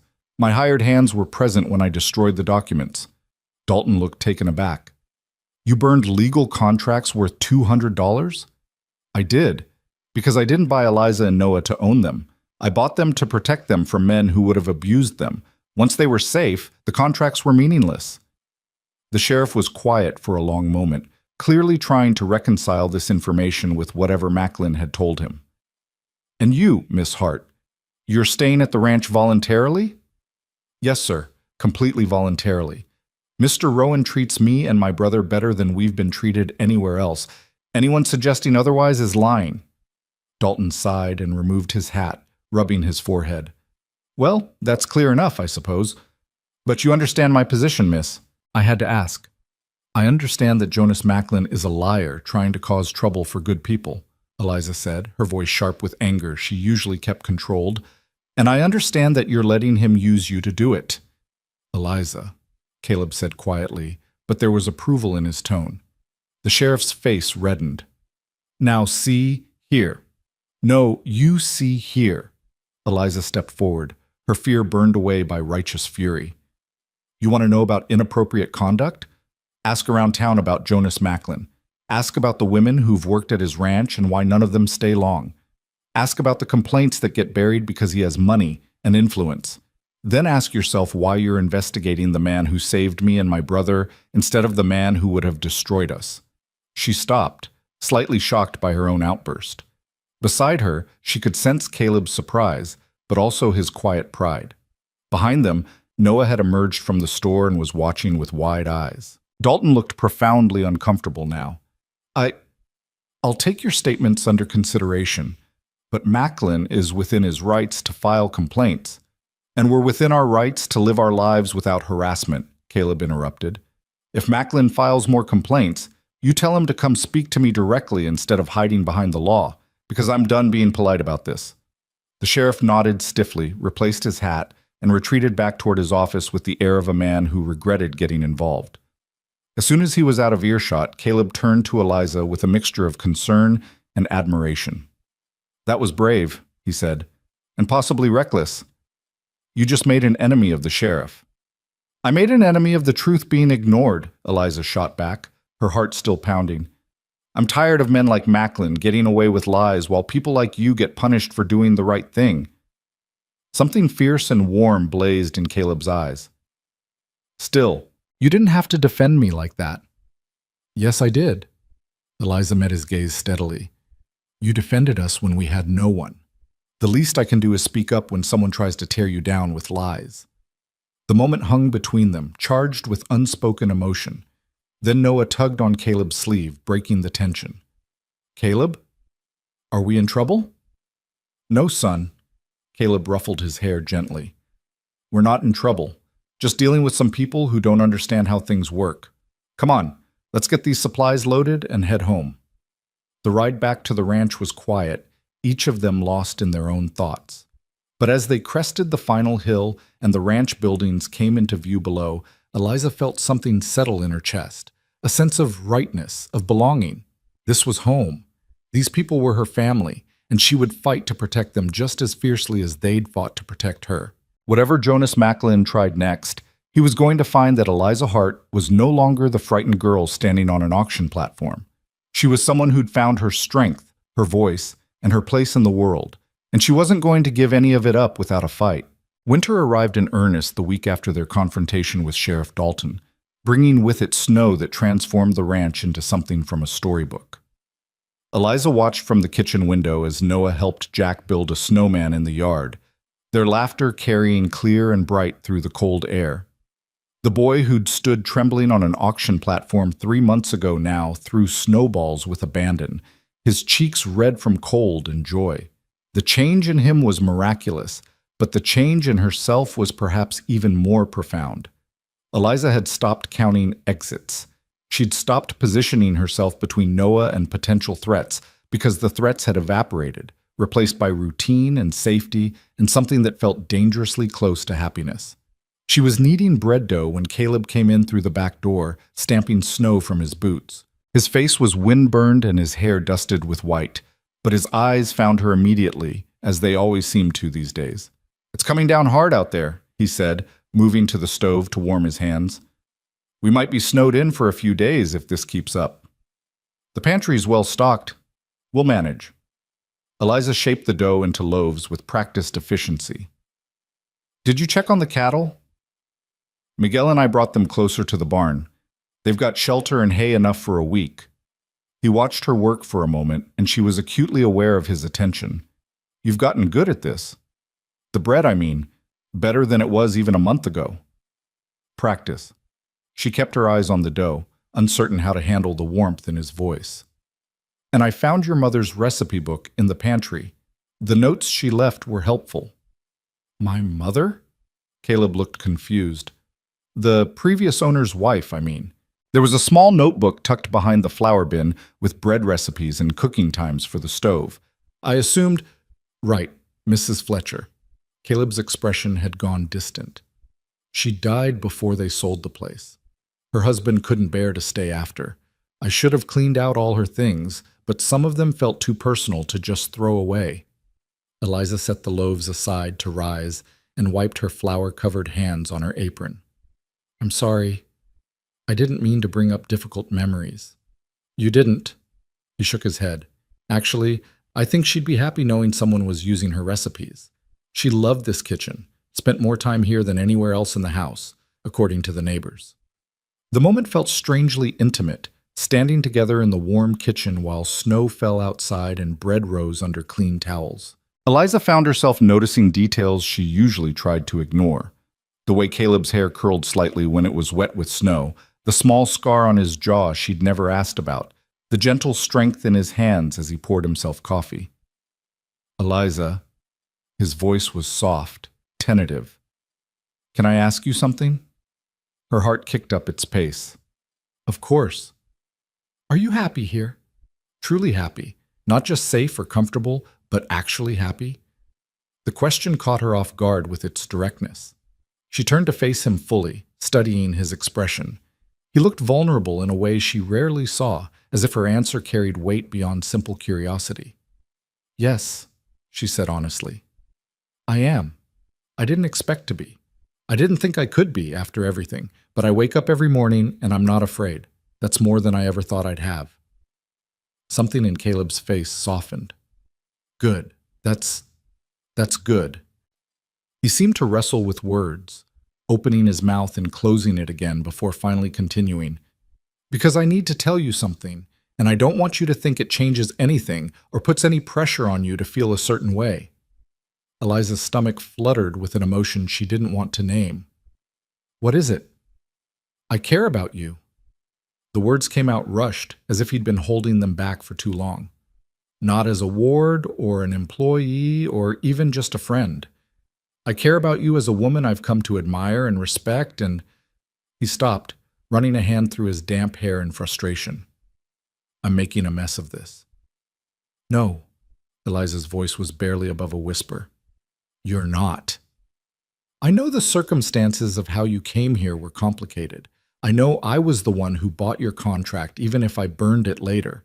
I know there's a power imbalance that makes this inappropriate to even discuss, but I can't keep pretending I don't feel what I feel. And what I feel is, Caleb. She stopped him before he could finish, her heart hammering so hard she was certain he could hear it. I need to tell you something too. He waited, his blue-gray eyes fixed on her face with an intensity that made her skin warm. I was terrified of you, Eliza said. That first day, when you made your bid, I was convinced you were just better at hiding your cruelty than Jonas Macklin. I thought you'd wait until we were isolated at the ranch and then show your true colors. I know. His voice was rough. I could see it in your eyes every time I came near you. But you never gave me a reason to be afraid. Not once. You kept every promise. You treated us with dignity and kindness even when you didn't have to. You made Noah laugh again. You made me feel like a person instead of property. Her throat tightened with emotion. And somewhere along the way I stopped being afraid and started being something else. What's something else? Caleb took a step closer, and she didn't retreat. I don't know what to call it. Grateful doesn't seem like enough. Neither does safe or comfortable or any of the other words I've been using to describe how I feel here. She forced herself to look directly at him. All I know is that when you're gone for the day, I listen for your horse. When you come in from the cold, I want to make sure you're warm and fed. When that man said those terrible things about you, I wanted to defend you so badly it felt like a physical need. Eliza, let me finish. She needed to get this out before her courage failed. I'm 19 years old. I've been responsible for my brother since I was 9. I've never had time to think about things like this, about feelings that aren't tied to survival or duty. But lately I've been thinking about them anyway. About you. The kitchen seemed to shrink around them, the space between their bodies suddenly charged with possibility. Caleb's hand rose slowly, giving her every opportunity to step back, and came to rest gently on her cheek.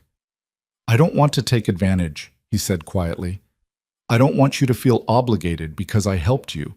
This has to be real, Eliza. It has to be choice, not gratitude or debt.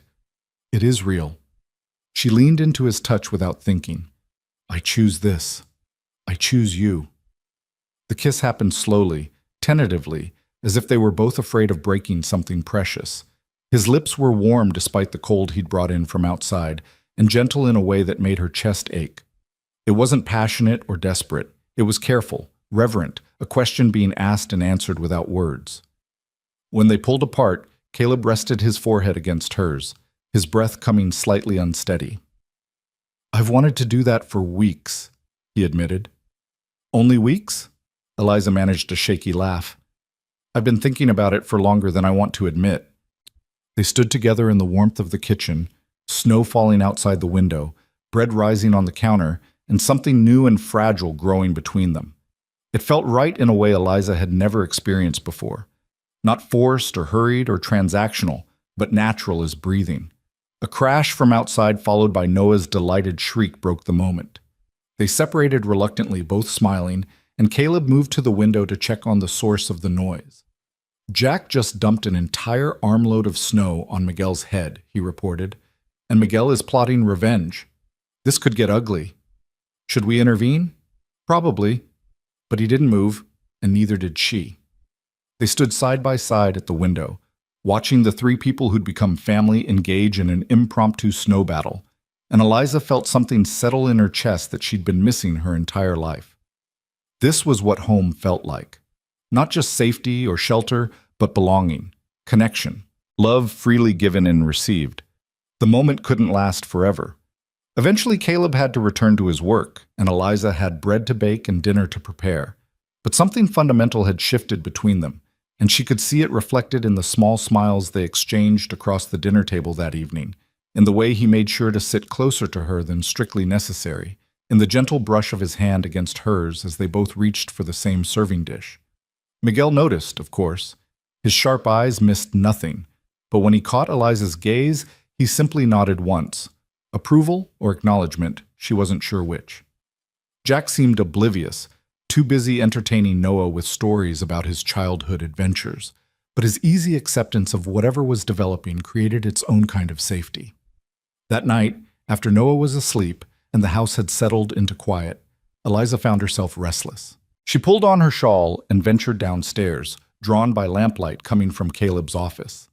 He looked up from the ledgers spread across his desk as she appeared in the doorway. "Couldn't sleep?" he asked. "Too much on my mind." She hesitated at the threshold, suddenly uncertain of the protocol for this new territory they'd entered. "Can I come in?" "Always." He pushed back from the desk and gestured to the worn leather chair opposite his. "I'm just doing the monthly accounts, riveting stuff." Eliza settled into the chair, pulling her shawl tighter against the chill that always seemed to linger in corners the fire couldn't reach. "Is the ranch doing well? Financially, I mean?"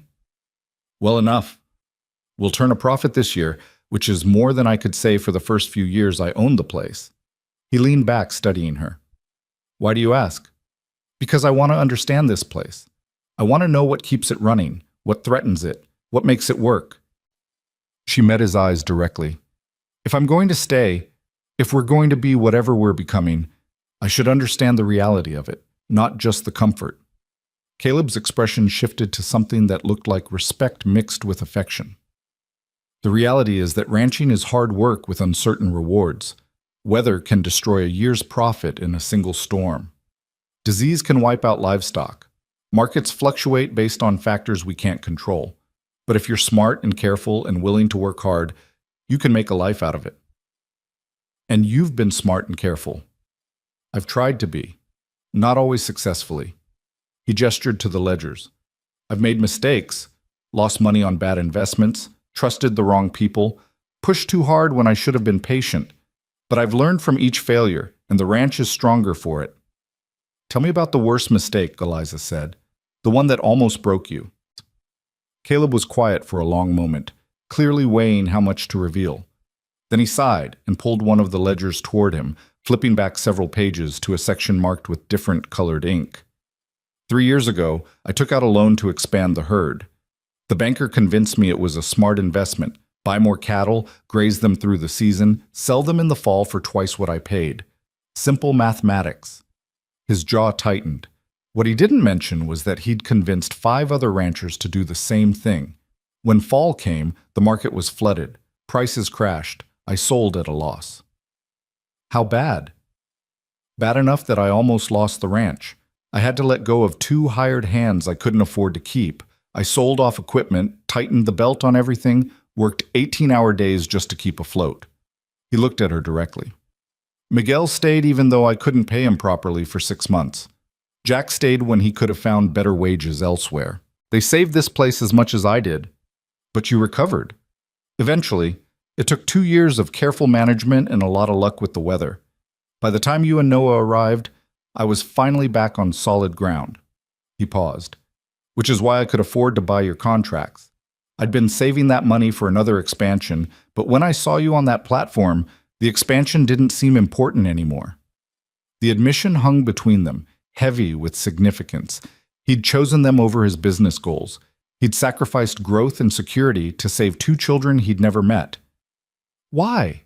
Eliza asked, the question that had driven so much of their relationship. Why us specifically? There must have been other children sold that day, other people in desperate situations. What made you choose us? Caleb stood and moved to the window, looking out at the snow-covered yard barely visible in the darkness. When he spoke, his voice was soft but clear. You didn't beg, he said. Everyone else on that platform, the other children, the desperate adults, they all begged or pleaded or tried to make themselves seem valuable.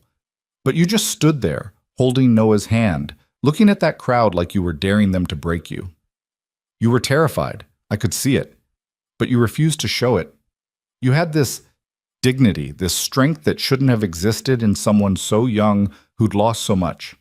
He turned back to face her. And I thought about Sarah, about how she'd tried to be strong too, how she'd never complained even when the work was killing her.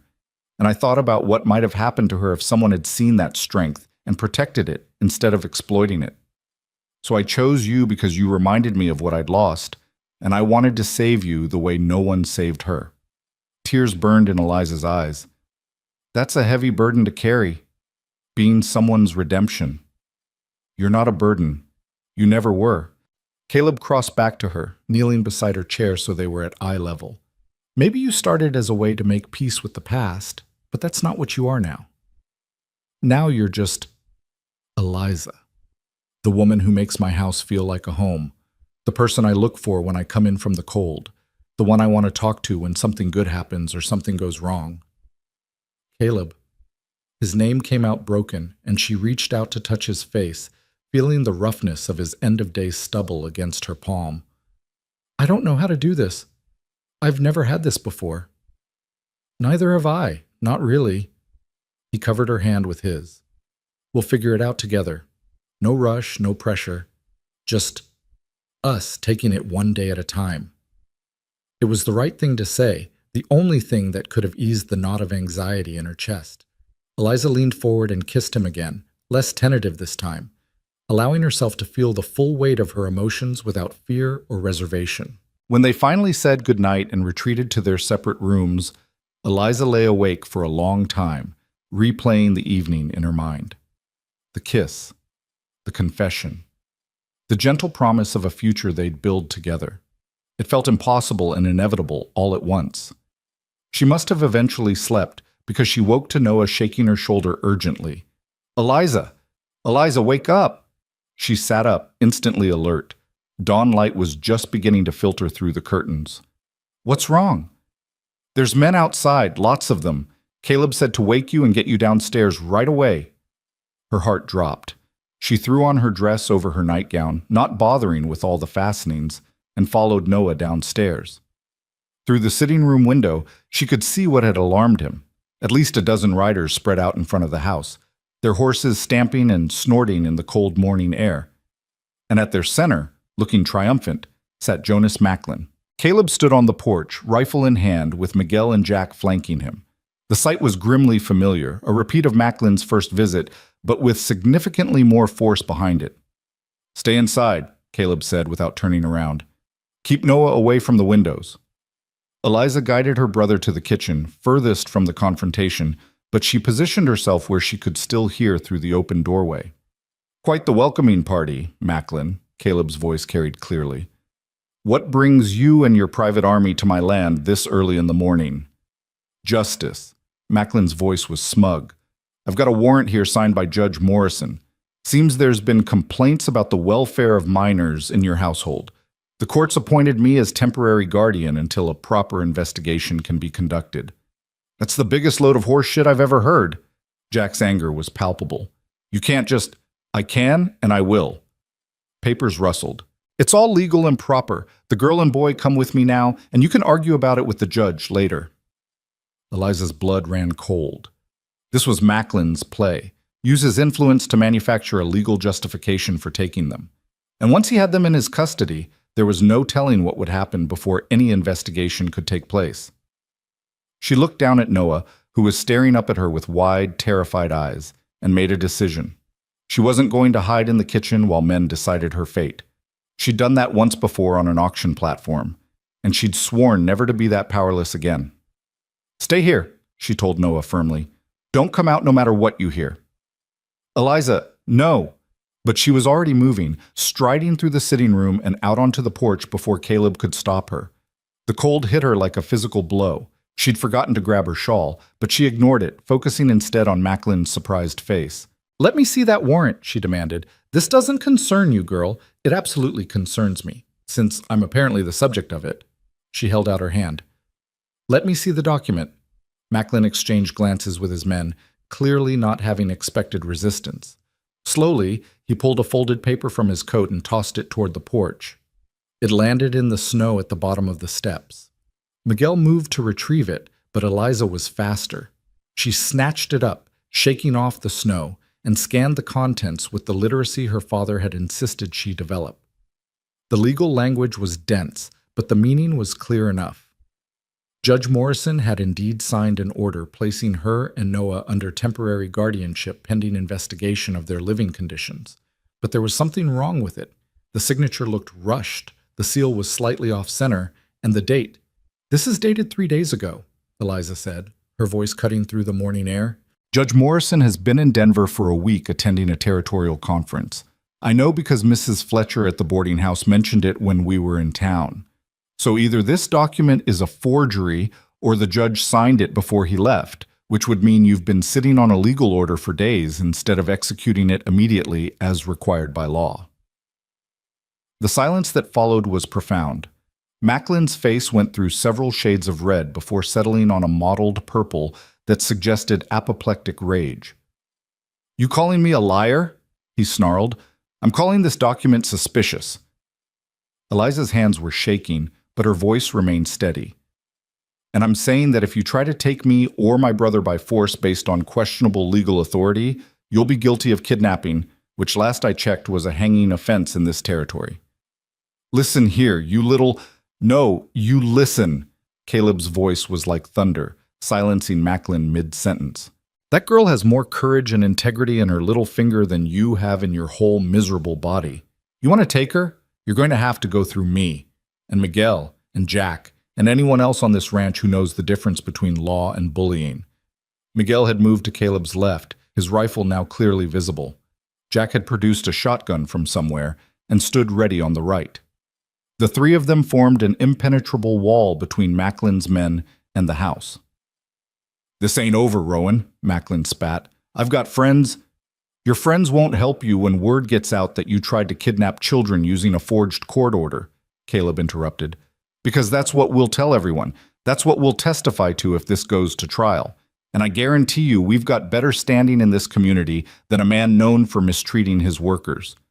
"You've got no proof it's forged." "Then you won't mind riding with us to town so we can send a telegram to Denver and verify the judge's signature." Caleb's smile was sharp as broken glass. "Unless you'd prefer to leave now and forget this ever happened." The standoff stretched, tension crackling in the cold air like electricity before a lightning strike. Macklin's men were shifting nervously, clearly not having signed on for a potential gunfight, and their uncertainty was palpable. Finally, Macklin jerked his horse's reins viciously. "This ain't over," he repeated. "You haven't heard the last of this."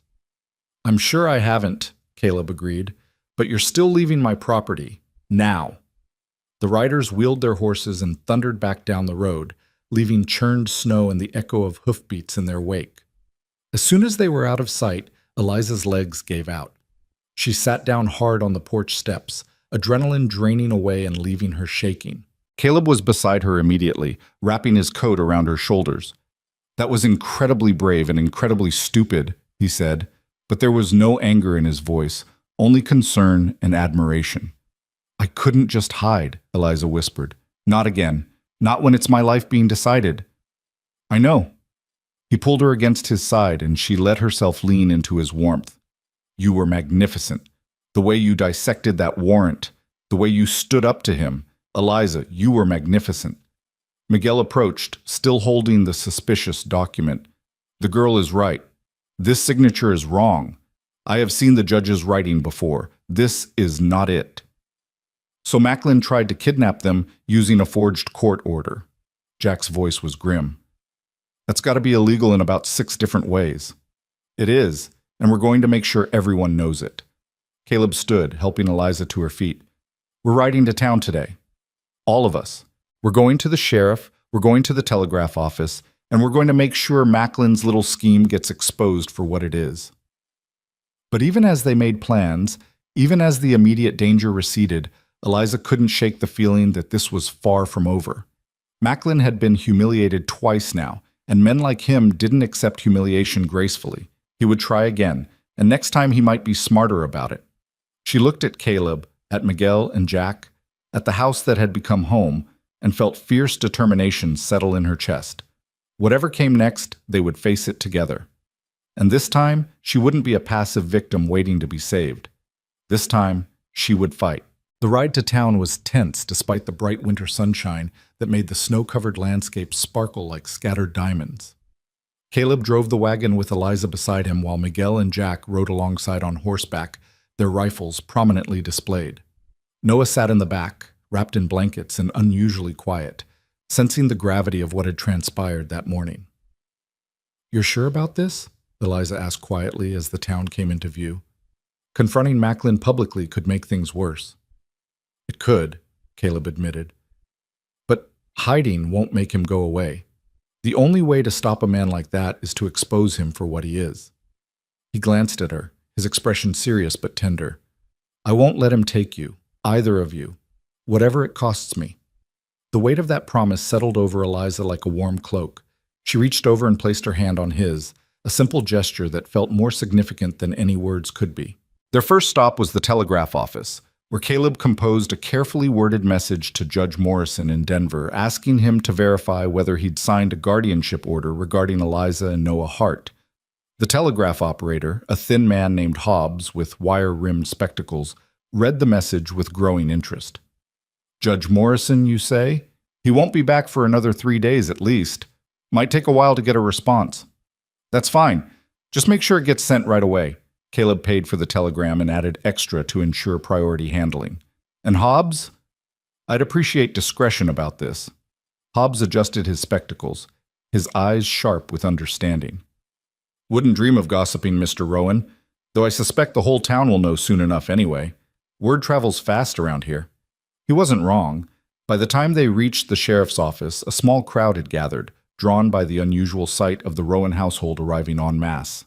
Eliza could feel their stares, hear the whispered speculation, and she lifted her chin defiantly. Let them look. Let them wonder. She had nothing to be ashamed of.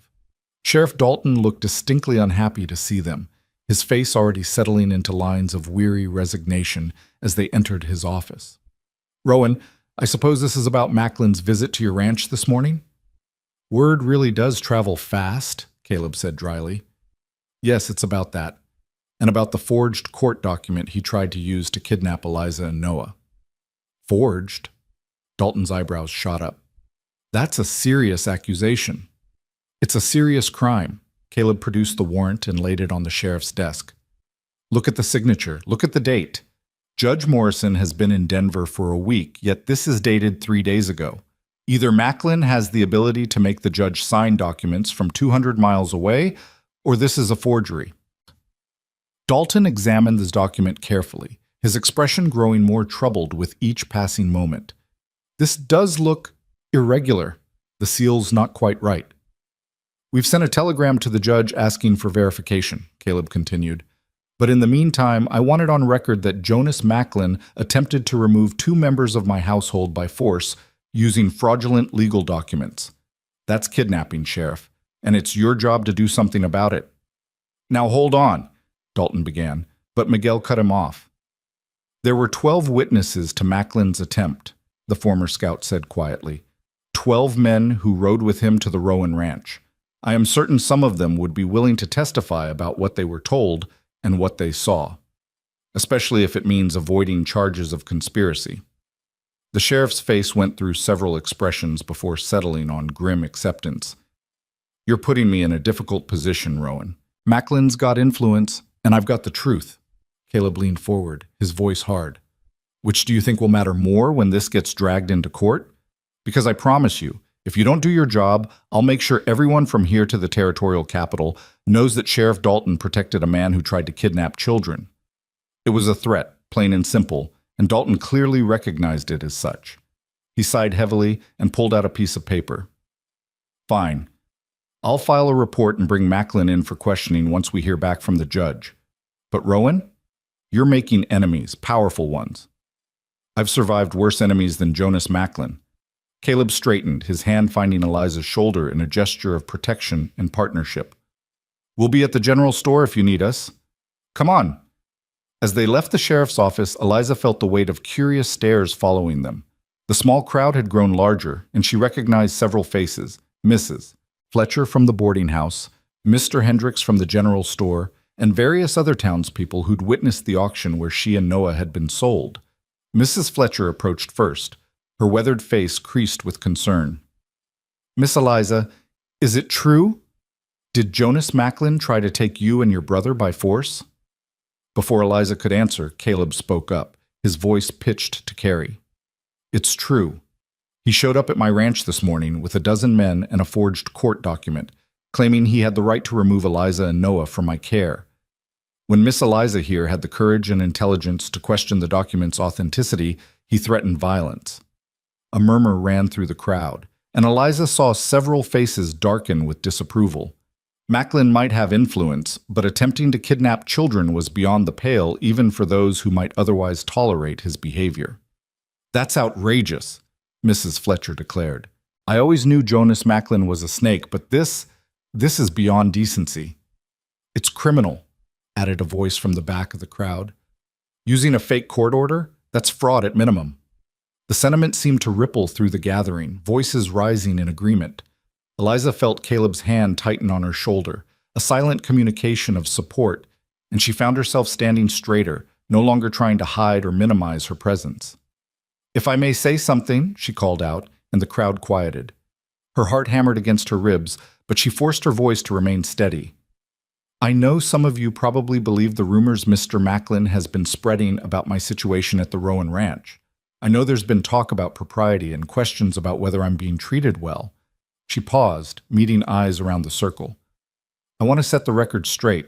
Mr. Rowan bought my brother and me at auction to save us from being separated or sold to someone who would abuse us. He gave us our own rooms, paid us fair wages, treated us with respect and dignity, and then burned our indenture contracts to give us our freedom. We stay at his ranch by choice because it's the best home we've ever known. But there's no woman to chaperone you, someone called out, an older woman Eliza didn't recognize. It's not proper for a young girl to live in a house full of men. Before Eliza could respond, Mrs. Fletcher spoke up sharply. Proper? You want to talk about proper? It's not proper for children to be sold like livestock in the first place. It's not proper for grown men to try to kidnap them using forged documents. And it's certainly not proper for busybodies to judge the living arrangements of people they don't know. Caleb Rowan is a good man who did a good thing. And if you can't see that, the problem is with your vision, not with his character. Several voices rose in agreement, and Eliza felt a swell of gratitude for the unexpected support. Not everyone in the crowd was convinced. She could see skepticism on some faces, disapproval on others, but the tide of public opinion seemed to be turning in their favor. Mr. Hendricks cleared his throat. I've known Caleb Rowan for 6 years since he first bought that ranch. He's always been honest in his dealings, fair with his workers, and respectful to everyone he meets. If he says he's protecting those children, I believe him.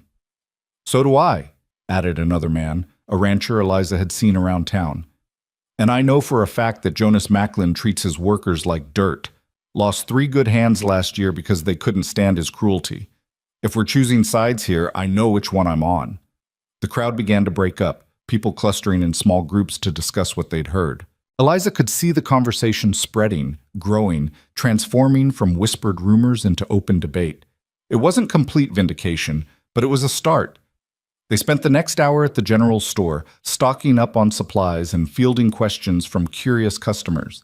Each time someone asked about the situation, Caleb or Eliza calmly explained the facts.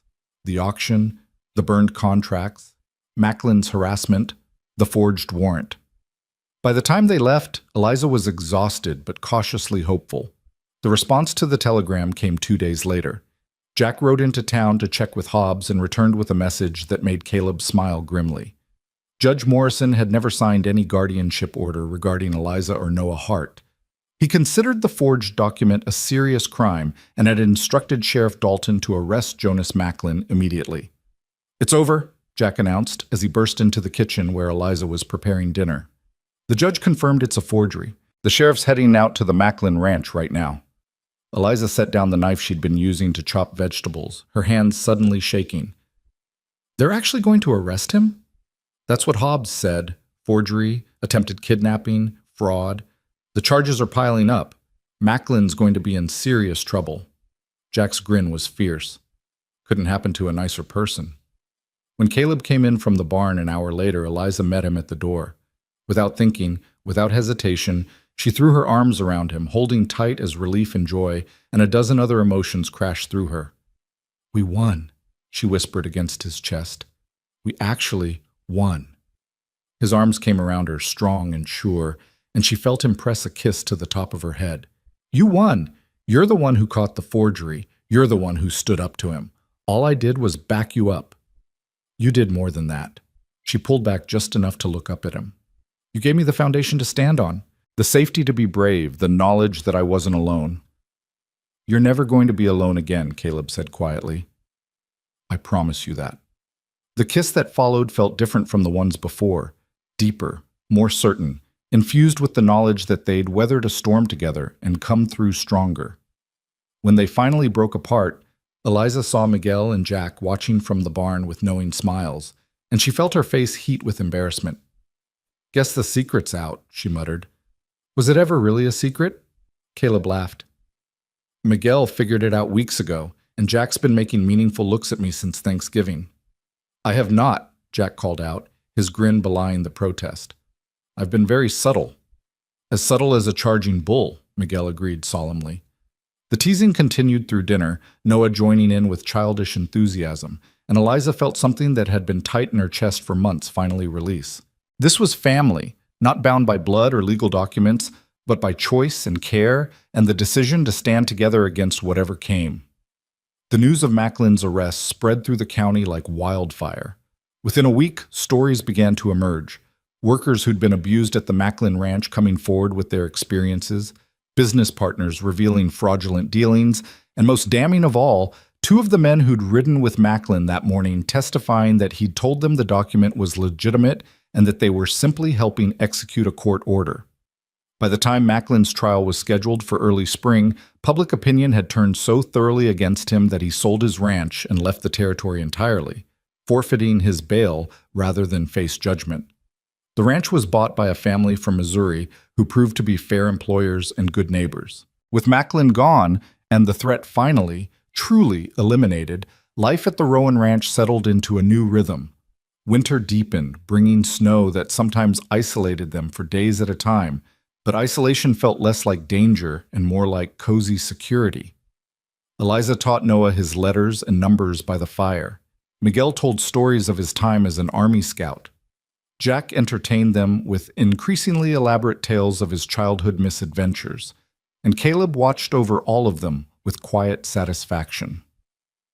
On Christmas Eve, as they sat around the fire after a feast Eliza had spent 2 days preparing, Caleb stood and cleared his throat awkwardly. "I have something I need to say, or rather, something I need to ask." Eliza looked up from where she'd been helping Noah with a wooden puzzle Jack had carved for him, her heart suddenly racing. "These past few months have been the best of my life," Caleb continued, his eyes fixed on Eliza. "This house was just a building before you came. Now it's a home. You've brought light and laughter and love to a place that was missing all 3. He crossed to where she sat and knelt down, taking her hands in his. "Eliza Hart, I know the circumstances of how we met were complicated. I know there's a history there that some people might say makes this inappropriate, but I also know that I love you. I love your strength, your courage, your kindness. I love the way you protect Noah with such fierce devotion. I love the way you stand up for what's right even when it's terrifying. I love everything about you." Tears were streaming down Eliza's face now, but she was smiling through them.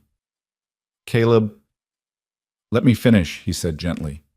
"I want to marry you, not because it would solve any problems or make anything more proper or respectable. I want to marry you because I can't imagine my life without you in it. Because you're my partner, my equal, my best friend, and the woman I want to build a future with." He pulled a small box from his pocket and opened it to reveal a simple gold band. "Will you marry me?" The room had gone utterly silent. Noah was staring with wide eyes. Miguel and Jack had frozen mid-conversation, both watching with barely concealed delight. Eliza looked at the man kneeling before her, the man who'd saved her from a terrible fate, who'd given her freedom when he could have demanded servitude, who'd stood beside her against threats and danger and public scrutiny, the man who'd taught her that love didn't have to be transactional, that home didn't have to be fragile, that family could be chosen. "Yes," she said, her voice breaking with joy. "Yes, I'll marry you." The ring slipped onto her finger perfectly, as if it had been made for her. Caleb stood and pulled her into his arms, spinning her around while Noah cheered and Jack whistled and Miguel smiled his rare, genuine smile.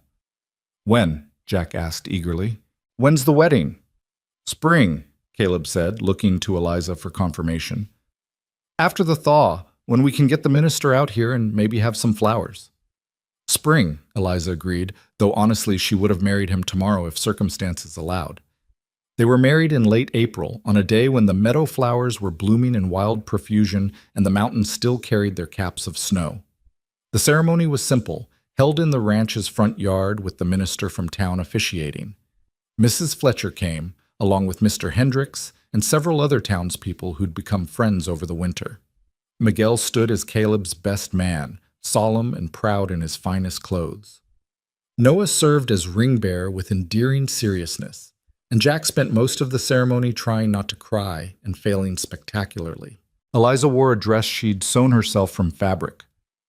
Caleb had surprised her with cream-colored silk that must have cost him a small fortune, though he'd waved off her protests about the expense. Mrs. Fletcher had helped with the fitting and added delicate lace to the collar and cuffs, transforming the simple design into something beautiful. As she stood beside Caleb and repeated her vows, Eliza thought about the journey that had brought her here, from the terror of the auction platform to the safety of this ranch, from desperation to hope, from being property to being a bride standing freely beside the man she loved. "I promise to stand beside you in all things," she said when it was her turn to speak. "To build a life with you based on choice and trust. To honor the gift you gave me when you saw me not as something to own but as someone to protect. To love you not out of gratitude or obligation, but because you've shown me what real love looks like." Caleb's eyes were suspiciously bright as he responded with his own vows. "I promise to never take your freedom for granted. To always see you as my equal and partner. To protect you and Noah not because I have to, but because you're my family by choice. To build a home with you where love isn't bought or sold, but given freely." When the minister pronounced them husband and wife, the kiss they shared was witnessed by the people who'd become their family, not through blood or obligation, but through shared trials and chosen loyalty. The celebration that followed was joyful and chaotic, with too much food, enthusiastic dancing to Jack's fiddle playing, and stories that grew more embellished with each telling. As the sun set and the party began to wind down, Eliza found herself standing on the porch with Caleb, watching Noah chase fireflies with the children of their neighbors. "Happy?" Caleb asked, his arm around her waist. "More than I ever thought possible." Eliza leaned into him, marveling at how natural it felt. "Sometimes I still can't believe this is real, that I went from being sold on an auction platform to standing here as your wife." "Believe it." He turned her to face him, his expression serious despite the joy of the day.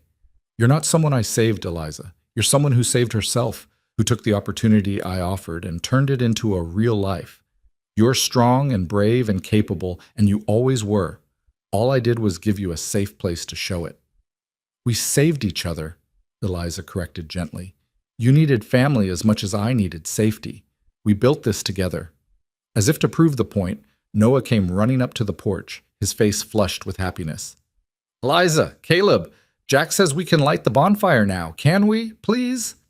Go ahead, Caleb said, ruffling the boy's hair. Just be careful and stay back from the flames. Noah ran off, shouting instructions to Jack about the proper way to arrange kindling, and Eliza laughed at his sudden expertise in fire building. He's happy here, she observed. Really, truly happy. So are you. I can see it. Caleb pulled her closer. And that makes me happy.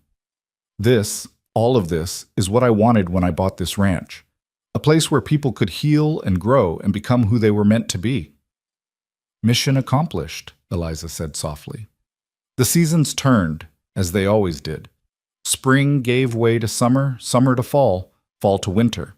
The ranch prospered under their joint management, Caleb handling the livestock and land, Eliza managing the household accounts, and gradually taking over more of the business negotiations as her natural aptitude for numbers became apparent. Noah grew like a weed, shooting up several inches and losing the last vestiges of the frightened child who'd clung to Eliza's skirts. He learned to ride, to rope cattle, to handle responsibility with the guidance of 3 men who treated him like the son or younger brother none of them had. By the following spring, when the meadow flowers bloomed again, Eliza had news that would change everything once more. She waited until after dinner, when they were all gathered in the sitting room, before making her announcement. I have something to tell you, she said, her hand unconsciously moving to her still flat stomach. We're going to need to make some changes to the house. Specifically, we're going to need to convert one of the upstairs rooms into a nursery. The silence lasted exactly 3 heartbeats before comprehension dawned. Caleb's face went through a rapid series of expressions: surprise, joy, wonder, and finally a kind of awed delight that made Eliza's heart swell. We're... He couldn't seem to finish the sentence. We're going to have a baby, Eliza confirmed, laughing at his stunned expression. Around October, the doctor thinks. Noah leaped up with a shout of excitement. I'm going to be a big brother. I can teach the baby everything. Can I, Eliza? Can I help take care of it? Of course you can, sweetheart. The baby will be lucky to have you. Jack let out a whoop and immediately started planning improvements to the house. Miguel smiled his quiet smile and offered congratulations in Spanish that sounded like poetry. And Caleb crossed the room to pull Eliza into his arms, holding her with such careful tenderness that she had to blink back tears. Thank you, he whispered against her hair. Thank you for this, for everything, for choosing this life with me. Thank you for making it possible, she whispered back. The baby arrived in late October, a healthy girl with dark hair and her father's storm gray eyes. They named her Sarah, for the sister Caleb had lost, and Anne, for Eliza's mother. From the moment she entered the world, Sarah Rowan was surrounded by love. Her parents, her brother Noah, who took his responsibilities with endearing seriousness, and her honorary uncles Miguel and Jack, who competed to see who could spoil her more thoroughly.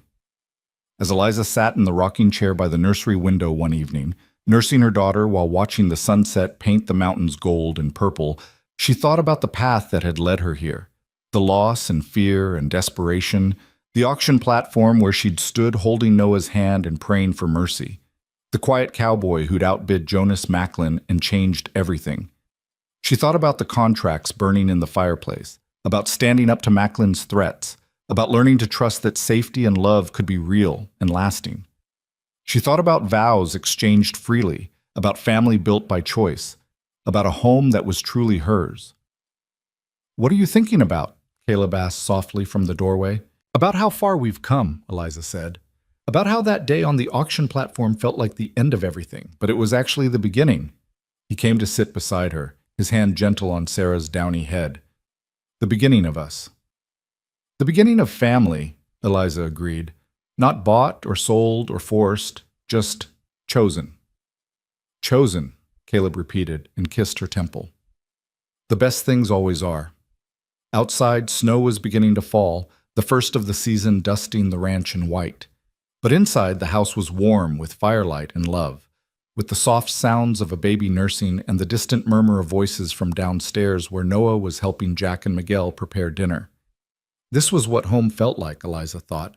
Not a place or a building, but the people who filled it with love and chose each other every single day. She'd been sold with her brother, terrified and desperate, and a cowboy had said they were his family now. He'd kept that promise. They all had. All. And in the keeping of it, they'd created something beautiful. A family bound not by obligation or ownership, but by the simple, powerful choice to love and be loved in return. It was more than Eliza had ever dared to hope for standing on that auction platform. It was more than she dreamed possible in those early days of watching for exits and counting the ways she might need to protect Noah. It was everything. And as Sarah's eyes drifted closed in milk-drunk contentment, as Caleb's arm came around her shoulders, as the sounds of her chosen family drifted up from below, Eliza Hart Rowan smiled and held tight to the life they'd built together, the life she'd fought for, chosen, and would protect with everything she had. Because family wasn't claimed or sold or forced. It was built, day by day, by those who chose each other and never let go. And they never would.